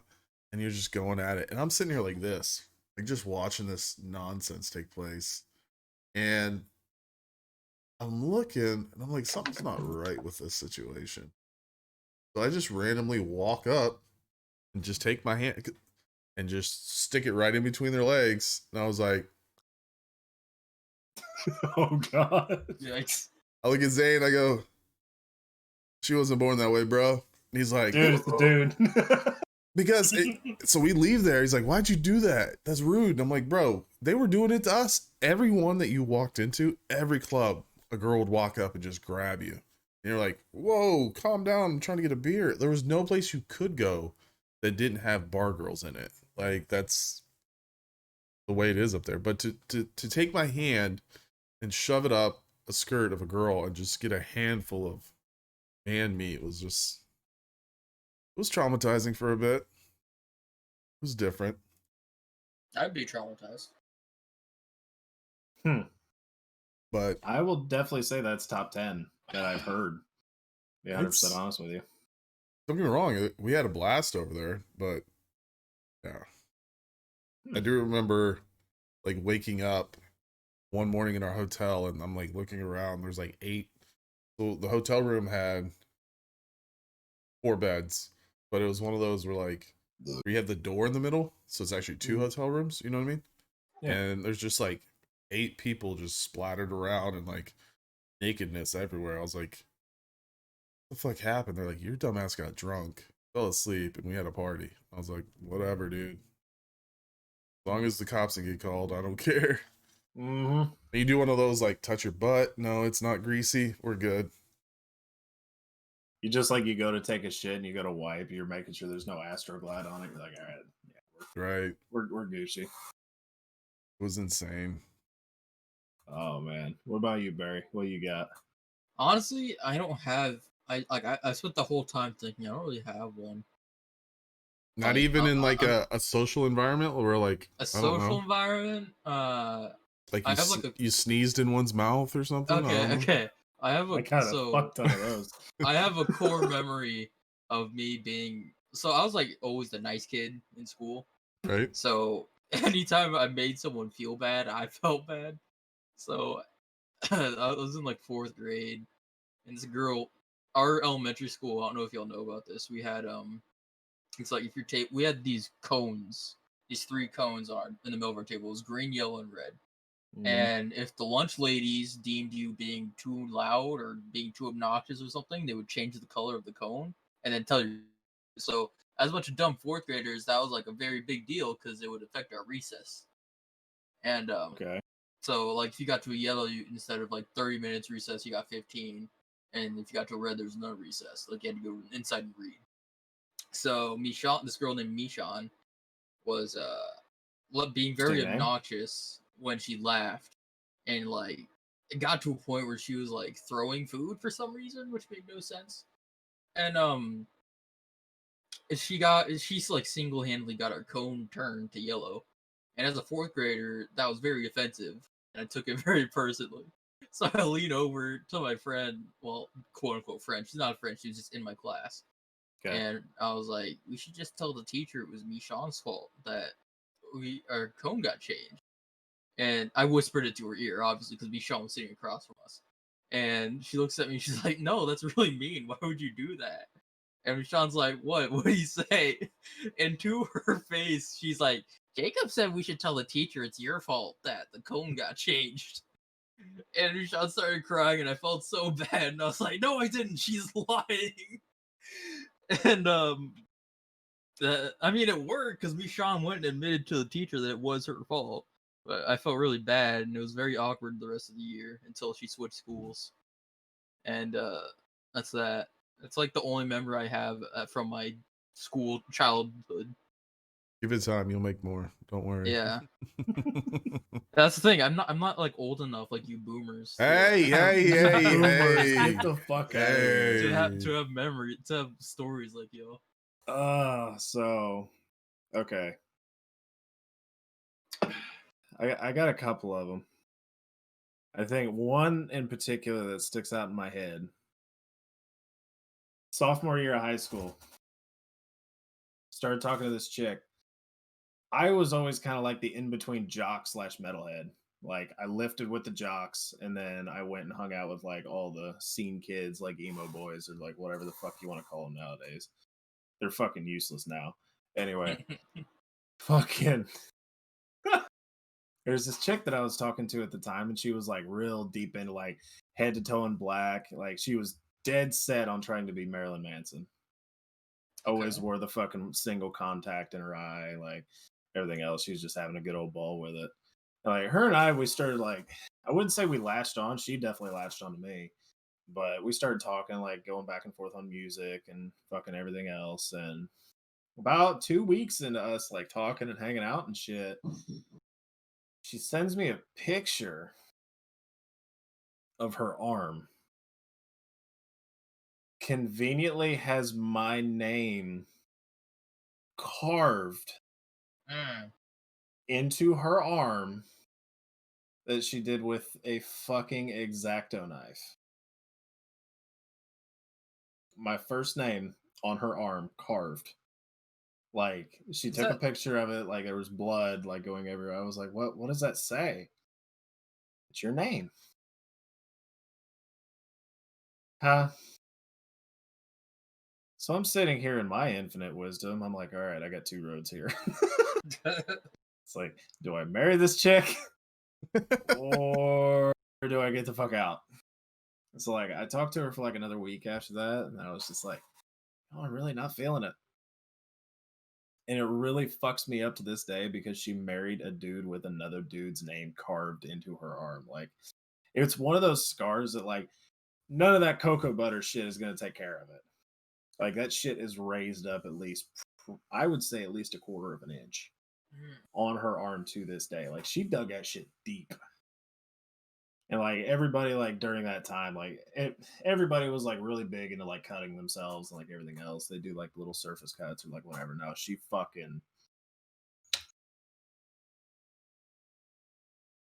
I was like, holy shit. That is probably one of the weirdest experiences that I've ever had with a female. Right? So extreme. It is very extreme. And like, don't get me wrong, she was a sweetheart. But she was going through a lot of shit at the time because she had just lost her mother the year before. So like her mind was just fucking gone anyway, just because of that. And I think a lot of it was she just wasn't thinking straight, obviously. And like she just latched onto me like a motherfucker and just to this day I cannot see the appeal. Like, and that's coming from a guy who likes like the scarification and like I like a lot of that shit, but like don't do somebody's name. Right. Especially after 2 weeks or ever for that matter. Like, because nothing is forever. But yeah, that was probably one of my most bizarre female experiences. There's a couple others that are pretty insignificant. Oh well, there was another chick that I was with, or I wasn't really with her. It was more along the lines of she was an in between, kind of get me to the next one. But she didn't take it that way. So I kind of feel like a dick. So once that ended, shortly after, I had a little bit of a run in with conveniently, she was still with her boyfriend at the time. Nice. While she was with me. That's not my fault. I didn't know. Come 2 years later, after that ends, I meet a chick. We start talking. We start hitting it off and everything. She's a little bit old. She's 33. I was 23 at the time, so I was just like, all right, fuck it, let's try it. Conveniently, she was the sister to the gentleman that I was taking the lady from. if that makes sense to you. So the chick 2 years previous that was cheating on her boyfriend, I was dating his sister as well Nice. at one point in time. I didn't end up going to their Christmas for that reason. She invited me. I don't think that's a good idea. Because, like, I'm not afraid of the dude. I just know he's one of those guys that's just going to sit in the background and fucking just stare at you. Right. And I hate when fucking people stare at me. Like, I'm okay with it, like, doing it on this shit or anything else. When I catch somebody staring at me, I look them dead in the eye and say, do you want to fuck or fight? Like, which is it? And I just knew that wasn't going to be a good deal. And she's like, well, should I even introduce you to my parents? I said, yeah, probably not. She's like, why is that? I said, because I'm fucking done. I was out. Jeez. That's some of that small town bullshit and everything else. And I was talking to Suga about that one night. He cracked my shit up afterward. He was just like, well, when you try to fuck the entire population of a very small area, you're bound to run into some small fucking tight areas. I was like, I ran into a few of them. Right. That was probably I kind of felt bad. But at the same time, my conscience will not let me feel bad for that because of the sole fact, like, yeah, I may have crushed that relationship, but it was obviously on the rocks anyway. But I was just the scapegoat at that point. So True. that was a interesting experience. Yeah, and never marry. Just forewarning: do not trust a bitch that fucks on the first date. That's all I'm saying. Noted. Second date, third date, okay, fine. Second date, at least find out what her last name is. I didn't find out this chick's last name until 2 weeks in. Dang. And then, yeah, that was oof, interesting. Anyway. Yeah. Moving on. So, what it's going to boil down to is you're going to learn a lot of shit from us sitting and having these talks. Oh, I bet. Like, I'm not your dad, I'm not your mom, but let me be your fucking uncle. Right. Like the uncle that's not invited to Thanksgiving and all that. There's a fucking reason for it. Yeah. Guys, that? we don't say his name around here, okay? Yeah. You'll find out when you're older. You don't speak of him ever. Yeah. Like You don't say that name in this house. Epitome of black sheep at that point. Like so. Jeez. So I'm trying to think of how I want to word this. So when it comes down to it, why do you think that the younger generation has it in their head that, and Barry, I'm not calling you out. I'm just going to go ahead and say this. Why is it so difficult for everybody to want to get a job? I have to know this. Is this a question for me or just amongst all of us? Just I'm trying to figure shit out. Why do younger people not want to get a job? Yeah, like why are people like 16, 17 years old just like wanting to just milk off of their parents? Like why is that? I think personally, I think it's more a responsibility of the parents to be like, hey, I'm not gonna give unless of course you're meant to be a trust fund baby or something like that. Because like my parents have always raised me like if you want money, you have to work for it. So either working for them or working a job. Or in my case, I've never worked like a retail job. Like I would mow for my grandma and get paid monthly from her. But I mean that's still work. So they're always like, we're not gonna just give you money, you have to work for your job. I think it's more a responsibility of parents need to teach their kids, like, you're not always gonna get handouts your whole life. Right. And if you're a parent and you just set up a trust fund for your kid and you're just like, don't worry about it, well, that's on you. Right. But I mean also I think lazy, we're a lazier generation probably. And more new technology that comes out, it's like we were talking about earlier, there's not really much need to go outside if you don't want to, and if you don't have the motivation to be like, hey, I need to go outside and do this and do that, I could just do it on my phone or do it on the computer. Right. I'd agree. I think it's a it's a parental upbringing type thing. Doesn't Mhm. necessarily mean that the parents are horrible people or they're bringing their kid up wrong. Personally, I was never, as a child or youth, forced to get a job. But what was stated was if you want things, you're going to pay for them. Yeah. So if you want a car, you're going to pay for it. If you want to go out, you're going to pay for it. Well, how do you do that? Get Got a a good job. job. Right. So, I mean, I'd always had one. I mean, from the time, actually, I got a job when I wasn't legally able to because I lied and told them that I left my driver's license at the house and that rode for like 3 months. Um, Okay. but I see different facets of it. I see the opportunity to not physically work and still make a dollar. We can look at our current what's going on in the world now. People are coming up with ways, or there's other ways to bring in revenue, hustles, if you will. We can look at Twitch. Mhm. That's one of them, Mm. right? Right. Hustle and There's Steam. hustle on Steam. Um, there's other opportunities that allow you to make revenue for yourself, for your family, that don't require you to go get the old school job, right? Right. And I think my fear is the current climate of what's going on with the government stepping in and providing assistance is that people are getting comfortable with it. Right. And Mhm. people aren't going to.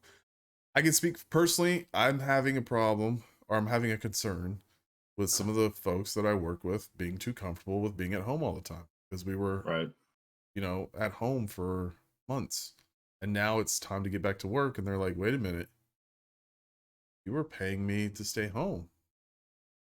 Why do I want to go work? Right. And so that's one of my fears also is like, how do we switch that mindset? Yeah. I mean, just speaking with having a youth, my niece is 14.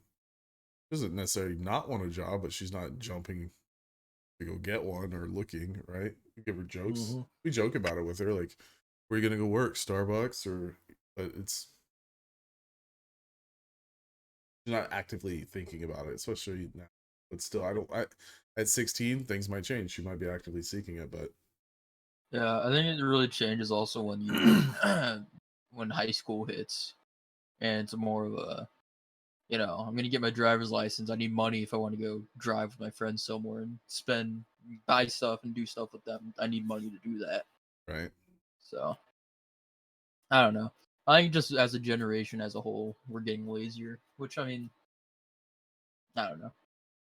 With technology and everything else, I mean, like Arlie was saying, like I completely agree. Like you can do the side hustles and make money. Like Yeah, I'm not saying that like streaming and doing working virtually isn't a job. I'm just saying the right, kids that don't want to work to make their money in general. I'll tell you It's one job that I do not understand is what is it? It was in the news. was It's is it a a social promoter? influencer. Like, wait, what? yeah. Oh, I go to this restaurant and I post pictures of it on Instagram and they pay me. Yeah. I do that on my Facebook on the daily. Like, Yeah, what's give me what? 100K to post this picture of your rice. Lawyers that came up, I knew they were out there, but we had one here in Houston get killed. They like dumped their Yeah, I body saw on the that. side of the road. But yeah, I like mean, stuff like that doesn't make sense to me, but it is what it is. I mean, to a degree, I mean that kind of falls under like the advertising thing. Like, don't get me wrong, doing it from the comfort of your own home is nice, but like if you're not actually working in a firm or not like a firm, but like an actual company, like, all right, hey, we're gonna go set up, we're gonna do this, we're gonna edit them out, we're gonna bring them back here. I guess because there's no overhead, Right. maybe that you have to pay for. Like the only thing you got to have is like a halfway decent iPhone that isn't cracked to fuck and a sepia filter that you could just throw over it. But the social influencers, that doesn't make sense to me. But And the biggest thing is, one thing I've sorry, go learned ahead. with Twitch, it's not that easy. No, Uh-uh. It's not. Like, There's there's a 1% in like the real like regular world. There's a 1% for streamers on Twitch, and it's either you're getting it's thousands of watchers or getting it's 3. actual physical. Well, I say physical. It's actual work to keep it going, keep doing all the stuff you need to do to stay current and engaged in the Discord and the Twitter and the TikTok and the video editing and this. Like, it's not just, okay, let me turn on my video console or my gaming console and play some games. Like, there's a lot to it that I had no idea about until I jumped into it, and I was like, okay, well, we're gonna navigate these waters now too. So Yeah. And another thing with Twitch is if you grind it out, like there's this guy, I don't know if y'all know what Escape from Tarkov is, but he was a Tarkov streamer and I mod for him, and he was just grinding it out every day, like 8 hours a day, streaming Tarkov, and eventually he was getting like concurrent like 15, 16 viewers after like 4 months straight, 5 months straight, just Tarkov, and there'd be the days where it's like 3, 4, 5 people watching, and finally got up to getting these concurrent like decent views, and then he took a break for a month just to finish like work on stuff in real life, and ever since then he just can't get back up past 3, 4 viewers. Right. And it's like with Twitch, it's so momentum based and commitment based that if you lack on it just for like a little bit, I mean, good luck. It's very like it's there's so much time you have to put into it to make it successful, which is, I mean, it makes sense. It's like that with a lot of careers. It's just Twitch is so saturated. This goes for like YouTube, any stream platform. It's so saturated that you have to put so much work into it to get your name out there, just so people be like, "Hey, this guy's live. I want to watch him again," instead of just being, a one hitter quitter, and everyone's like, "All right, well, that wasn't very interesting," and just never comes back, and then you're just stuck. Well, and I think a lot of times, like even with, I'm just going to use streaming platforms in general. Like Arlie was saying, when I jumped into it, I had no idea. I joined a Discord and I had no idea what the fuck I was doing. I was going on for, the handful of people that I know in real life and whatever. And I started, starting to get up into like the teens and shit in a very short period of time just because of the community. Like you got to put that time and money back into that community. You can't just be like, all right, come on, get over here. It's not how that works. Mhm. And you actually got to put the effort into it. Like there for a while, I was spending 8 to 14 hours a day in this fucking chair. Well, my other chair, but it broke. But just sitting there, just hammering out, just trying to be in like everybody's shit, like getting the name out there. And like one thing that I never even thought of was like merchandise, how your stream looks, your background, like all the little shit. It's like you got to put effort into it. And it shows, even though your camera is like this fucking big, Right. everybody's going to be like, why the fuck does he have all that trash behind him? Mm-hmm. Like, is that really somebody that I want to be spending hours every so often watching? Like, and I think my biggest issue with it is like I have a nephew personally, um, that he in particular, he always told me he wanted to work. He wants to get out there. He wants to try to make that money. He's on that grind. He wants to make the fucking same money that his stepdad is making. Well, the problem with that is that he has no experience whatsoever. So he's trying to like fucking flip burgers and deliver pizzas and like do everything that he can. All of his buddies, all their parents pay for everything. Mm-hmm. Like they don't bat a fucking eye. They're like, hey, I want a new dirt bike. All right, get it. And it's just, and I asked him, I said, why are they like that? He's like, I don't know. Like they just don't work, and their parents are just like, here, fuck it, take it. And that is just mind blowing to me because I was up in a similar act with you guys. Like if I wanted a vehicle, I had to pay for it. First truck was a 96 fucking Dodge Ram with a 38-gallon tank. And right when I owned it, $4 a gallon. Mm-hmm. So every week and a half was $240 fucking just right out, just like here. And I had to do that so I could drive back and forth to school. And, nobody wanted to put in the hours at work. Nobody wanted to really just do anything. Like everybody just kind of, and I understand, like if you want to work from home, fine. I would love to find a job to where I could. Let's try to climb up the wall.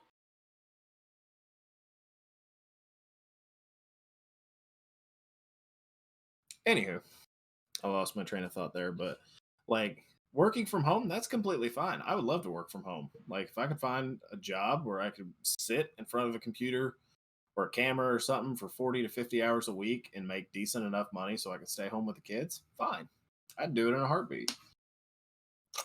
Because I can't fucking hardly afford a babysitter just because of the fact the rates are just ridiculous, especially for two kids.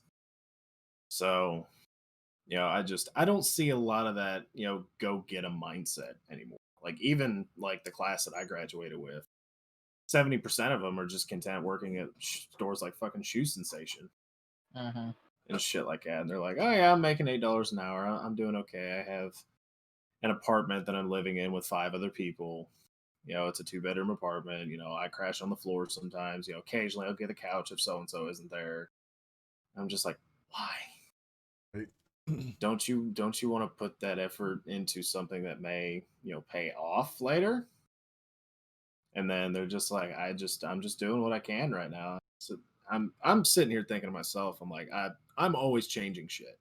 I always try to evolve. I always try to better myself. I'm not a fucking I'm nobody that anybody should look up to by any fucking means necessary. But I'm always trying to improve what I'm doing just so that way, not only for myself but for my kids now.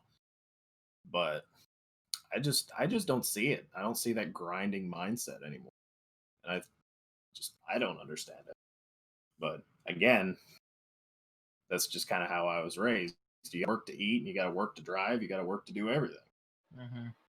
So I don't know. It's just something that I've been pondering on for the last 6 or so months, trying to figure out. And so far, I mean, especially in the world today, but most of this transpired before, the light beer virus.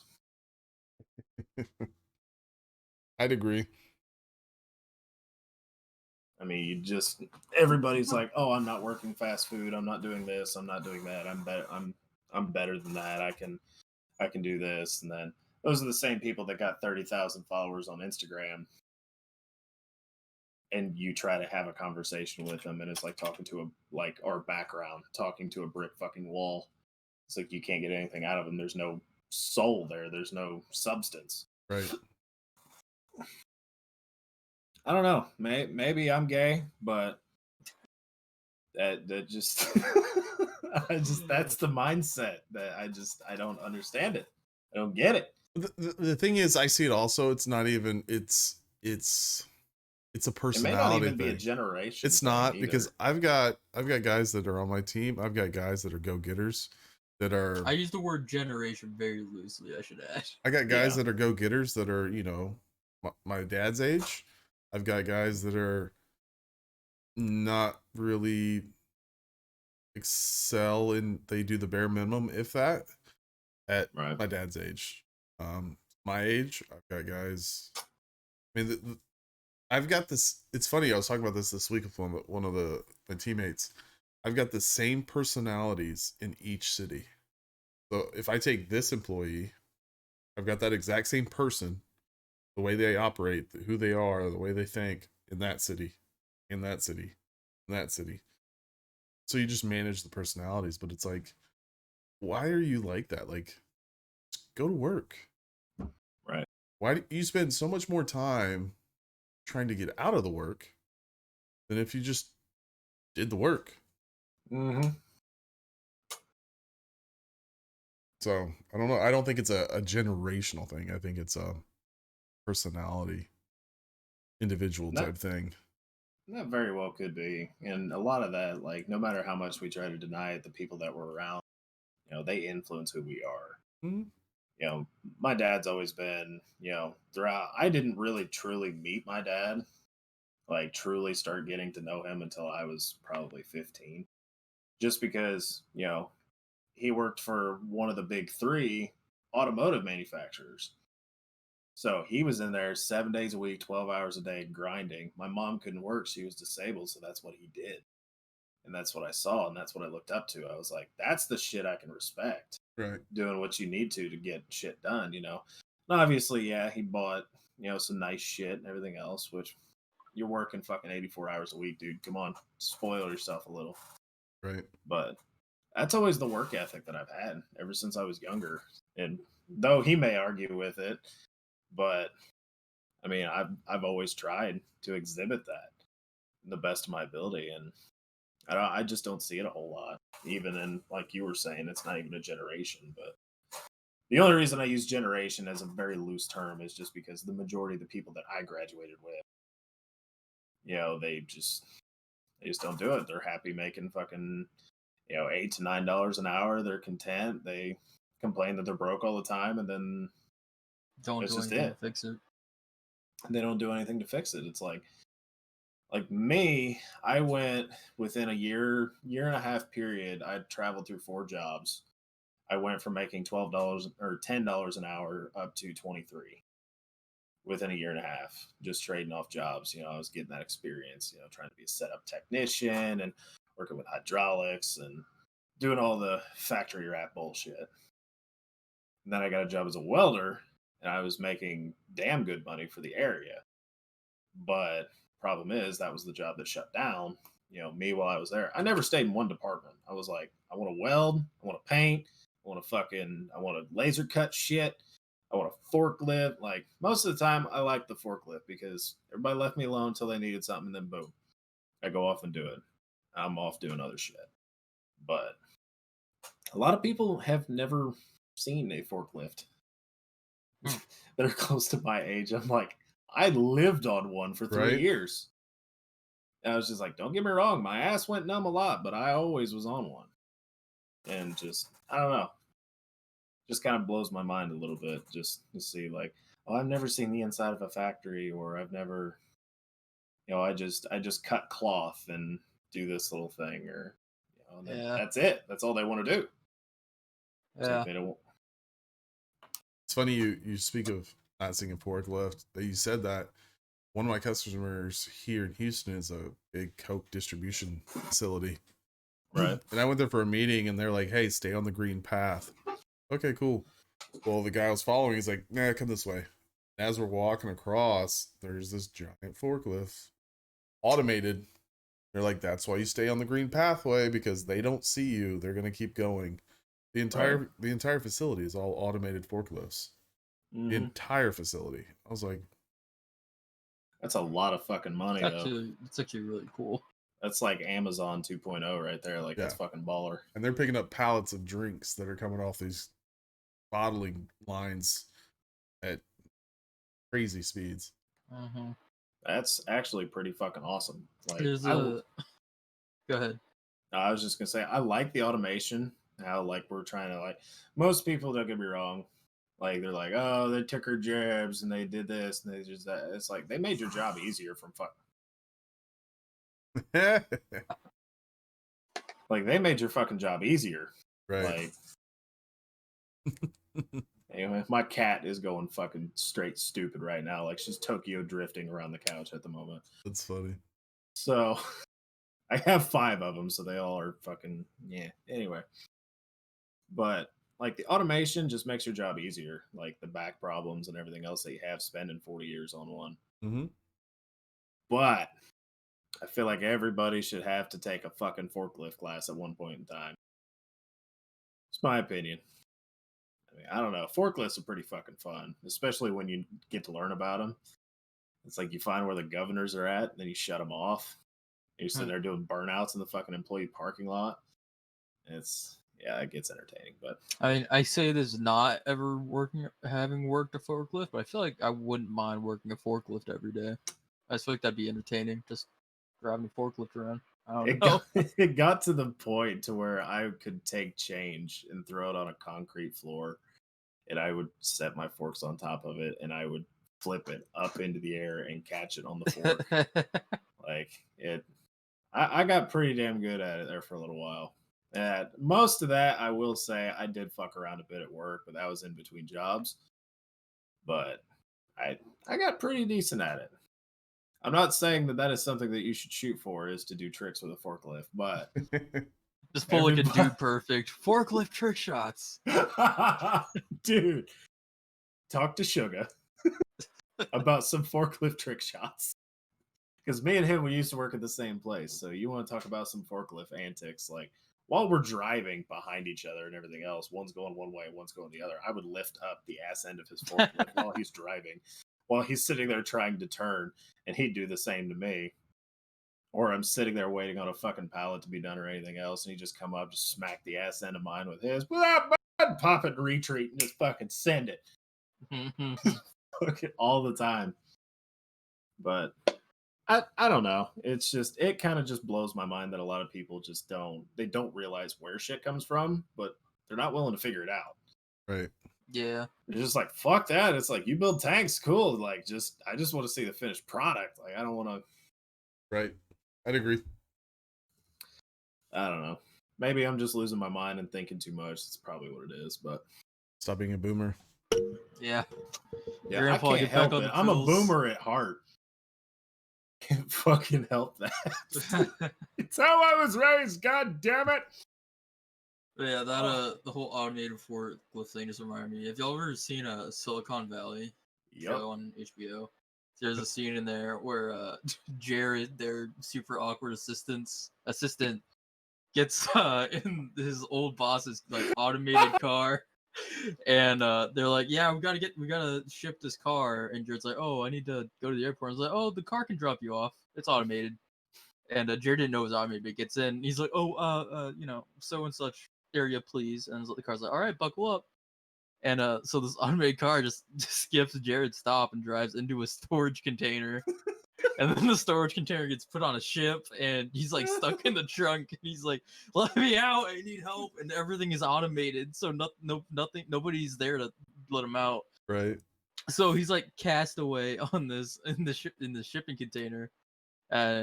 He ends up on, it's almost like an oil rig kind of, but it's like some sort of factory of this super rich guy. And the container finally opens up. And he gets out, and it's just automated, just factory all around him. And he just goes up to the edge of the oil rig and just, help me! and then just rolls credits. Nice. But it's like everything around him was automated. And that's just funny. Dude, I missed that show. That show was great. Such a good show. I think they brought like a 4th season back to like end it, but I haven't watched it. I really need to. I haven't seen it either. But that's another thing that really comes to my mind is like the automation in general. I don't know if you know this, but robots hurt when they smack you. So when I was a setup technician there for a little while, I was setting up like just normal presses and everything else. We would end up taking parts, and it trims out like all the flashing and like all that other shit. Well, we had robotic cells. We had 2 robots in there, and like 14 feet per second. Doesn't sound fast. It's quick. Until it blasts through a conveyor belt. So I was just learning how to run these robots. I was just learning. I was like, all right, cool. Start, fast, fucking. I was like, just go. Full send it. Fucking go. I was like, I got this. It's like a video game. Well, the fucking controller's this goddamn big. And there's 72 buttons on it, and I know how to work 2. So I'm just sitting there pressing shit and everything else. The fucking engineer is having a stroke in the next cell because I'm fucking up everything that he just went through to fucking program it. I'm just like, all right, bud, I'll just pick this up, fucking auto home, we're good and everything else. And then both the robots just stop. I was like, what the fuck's going on here? So I lock it out. Just kind of set my lock on it, being a dipshit.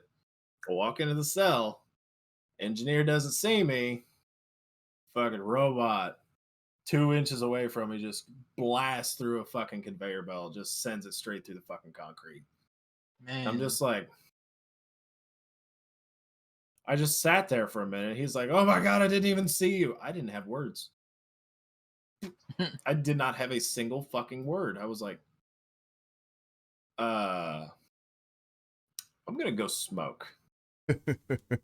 So I went and smoked 5 cigarettes, mind you. I come back in like 30 minutes later. And he's just looking at me. He's like, what the fuck did you do to this thing? I looked at him. I said, what the fuck did you do to this thing? He was like, I had it programmed right. I said, obviously not. Motherfucker, you almost killed me. And he's just sitting there. He's like, "What button did you push?" I was like, "Oh, I pushed auto home." He's like, "Oh, that's what you fucked up." I was like, "What the hell do you mean I fucked it up?" No, 100%. Apparently, you're not supposed to auto home that specific robot because the engineers couldn't figure out how to fix it to where it would actually go home. Hmm. I Just got runs across town. I got wrote up for that. It was a non-union shop. There's nothing I could do. I looked at him and said, "What the fuck do you want from me?" I got nobody training me over here. The engineer obviously doesn't know how to fucking figure it out. I was like, "Why am I getting in trouble?" It's like, "Oh, well, you were the one that was in the cell that didn't have it locked out." I'm like, "Are you fucking kidding me?" Oh, they turned it around on me real fucking quick. That's how it goes. The thoughts of robots just like a couple years in the future just is like insane to me. Like there's gonna be so many things that are gonna be automated. I am so excited for a Tesla in my driveway. Not gonna lie Yeah. to you. Yeah. Like, I love driving, don't get me wrong, but it'd be cool as fuck to fucking press a button and just take a nap. There's sometimes, yeah, I don't want to do this drive. Just let's go. Take a nap while it overnights you to around the country. No, Barry. If you had a Tesla, would you go on the highway if it drove for you? See that? I mean, I don't know. Because again, how good is a Tesla though? He wouldn't. He'd still stick to the wanna- back roads. I want to say I would, Right? but then it's also like, are robots perfect? No, you're always gonna have a human interface. Yeah, of some I think sort. Teslas have things like if your hands aren't on the wheel or something, it Yeah. like doesn't autopilot. You have to No, touch them apparently- every so often. Yeah. Like, there's this new Tesla that's coming out. I don't remember. It's got this new technology where the fucking wheel, like your steering wheel, is a knob. Yeah, that's weird. Like, you can sit in the passenger seat and just steer. Have y'all seen the it's like a Mercedes concept. You basically just sit, it's almost like you're sitting inside a bubble. And the wheels, it's kind of like the Hummer, the electric Hummer. The wheels themselves will turn like 45 degrees, like crab walk. Ooh. Yeah. Let me see if I can find it. But it's crazy. God, I love having a young Barry to look shit up for us. Here This is it fucking is. awesome. Look in the TD1C. Okay. Oh, I saw that motherfucker. That is Yeah, the that thing is- ugliest thing It's I've ever so seen in my- ugly, but like the technology in that, like this is how you drive it. It's literally a knob in the middle, like you said. Wait, what is that link that you posted? Largest retail dildo? Oh yeah, when we were talking about weird things on Amazon, that's what I looked up. Well, It's called gotta the see this. It's called the Movie Huge. 736 inches. Jiminy crickets. Fucking hell. I want to meet the woman who took this. 3 feet tall, 50 pounds, detailed and crafted for. Can you imagine the size of the veins in that mother? These are the questions that need answered. I need reviews. Well, I'm glad we're saving $289 when we buy it by buying it through God. Amazon. Oh, dude, this dude's boxing with it. Dude's boxing with it. Jeez. Found this gadget underneath my wife's side of the bed. Didn't know she didn't notice. I guess the movers accidentally left it when we moved in. I asked if it was theirs. They just laughed and told me to keep it. Their loss. Here are just a few. I use it for self-defense training and working out. It works great for doing weighted dips because it's an easy on the inner thighs. Oh god, it serves as an easy pull handle for the fridge since my mother-in-law has arthritis. Oh my gosh, she also uses that as a safety handle in the shower. It's so bad. I use it at work to make presentations more interesting. I hang the kids' lunches by the door so they won't forget them.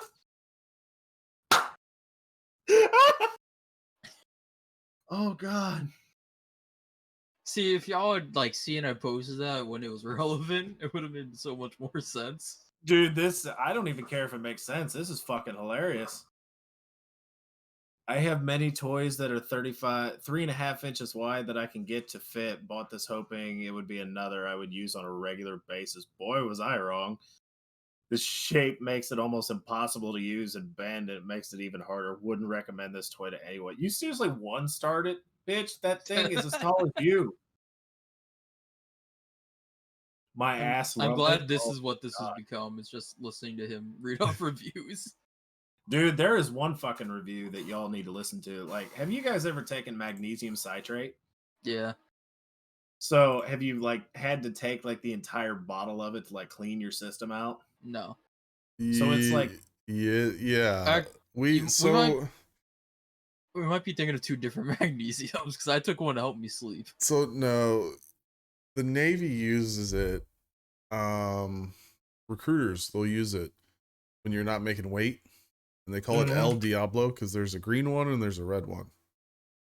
And he made me drink the entire bottle, and it was the worst experience of my fucking life because I took it before I went to MEPS. And so you're going through MEPS, you're doing all these little tests, whatever. There's one where they're going to check your prostate. So you have to like bend over and spread your butt cheeks. And I kid you not, like 10 seconds later, I was in the bathroom like Niagara Falls coming out my butt. I was so dehydrated, I couldn't take the urine test because I there was nothing left in me. So I had to go back. Man. But yes, it's some vicious stuff. You're only supposed to take like a tablespoon or some shit like that, aren't you? Like yeah. a 2-ounce shot. Okay. So I'm going to read this out just because of the sole factor. This man, like, he obviously went through the same thing that you did, but the graphic play-by-play that he uses is probably the funniest shit I think I've ever seen or heard of. So it's apparently, let me see, so true. So this happened like back in 2000. This graphic story was shared in 2019, so it was somewhere like late 2018, I think. So this isn't, is this a full story? You found him. I don't want a review of it. I want a fucking holy ads, Batman. Jesus Christ, get off of my screen. Oh my God. All right. Anyway, long story short, I want to try it just one time. Go to Just to Walgreens. say that I recommend the red one. Tastes better. Magnesium citrate. Funniest review I've ever read in my life. Okay, here it is. So, let's see. Okay. So, the pros: works fast, one dose, very effective. Cons: works fast, very effective. Well, my wife is a fourth-year pharmacy student, so I asked her for the best laxative product. She told me get mag citrate.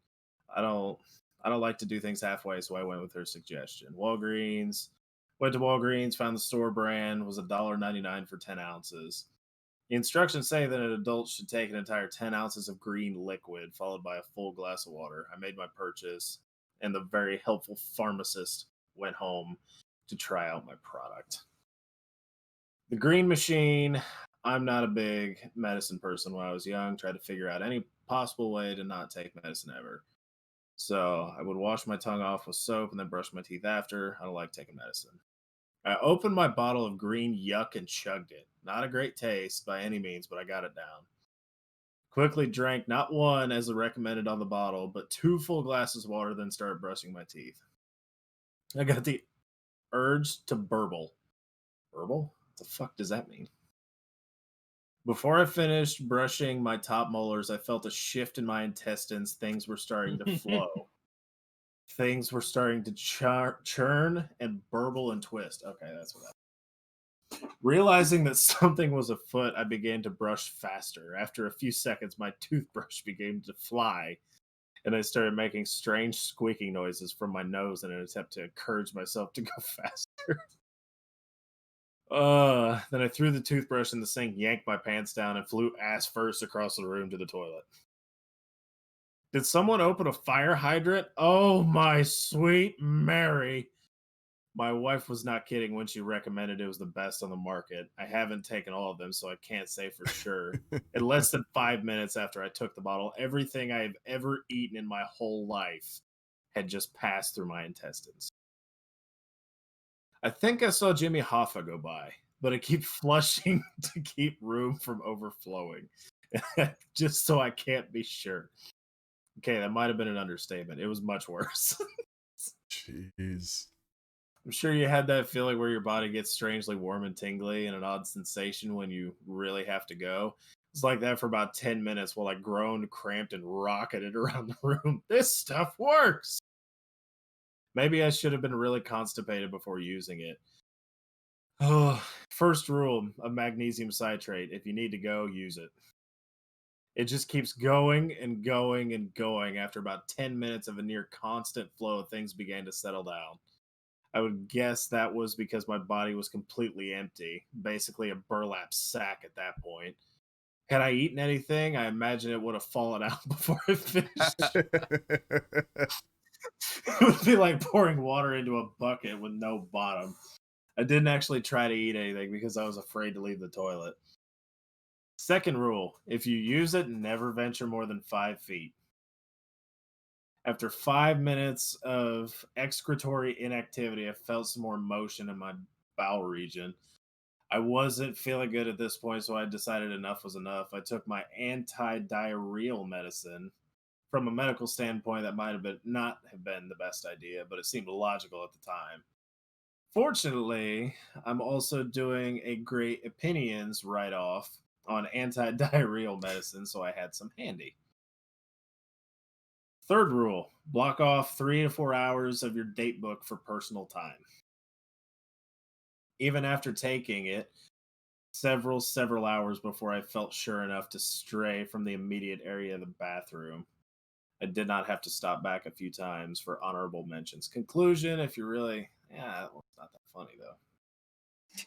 This is just the pregame drink for a colonoscopy. Oh, well, yeah. Wait, is this all the same review? That was all one review. Dang. Like, I cut a lot of That that shit review was a out. roller coaster. Right?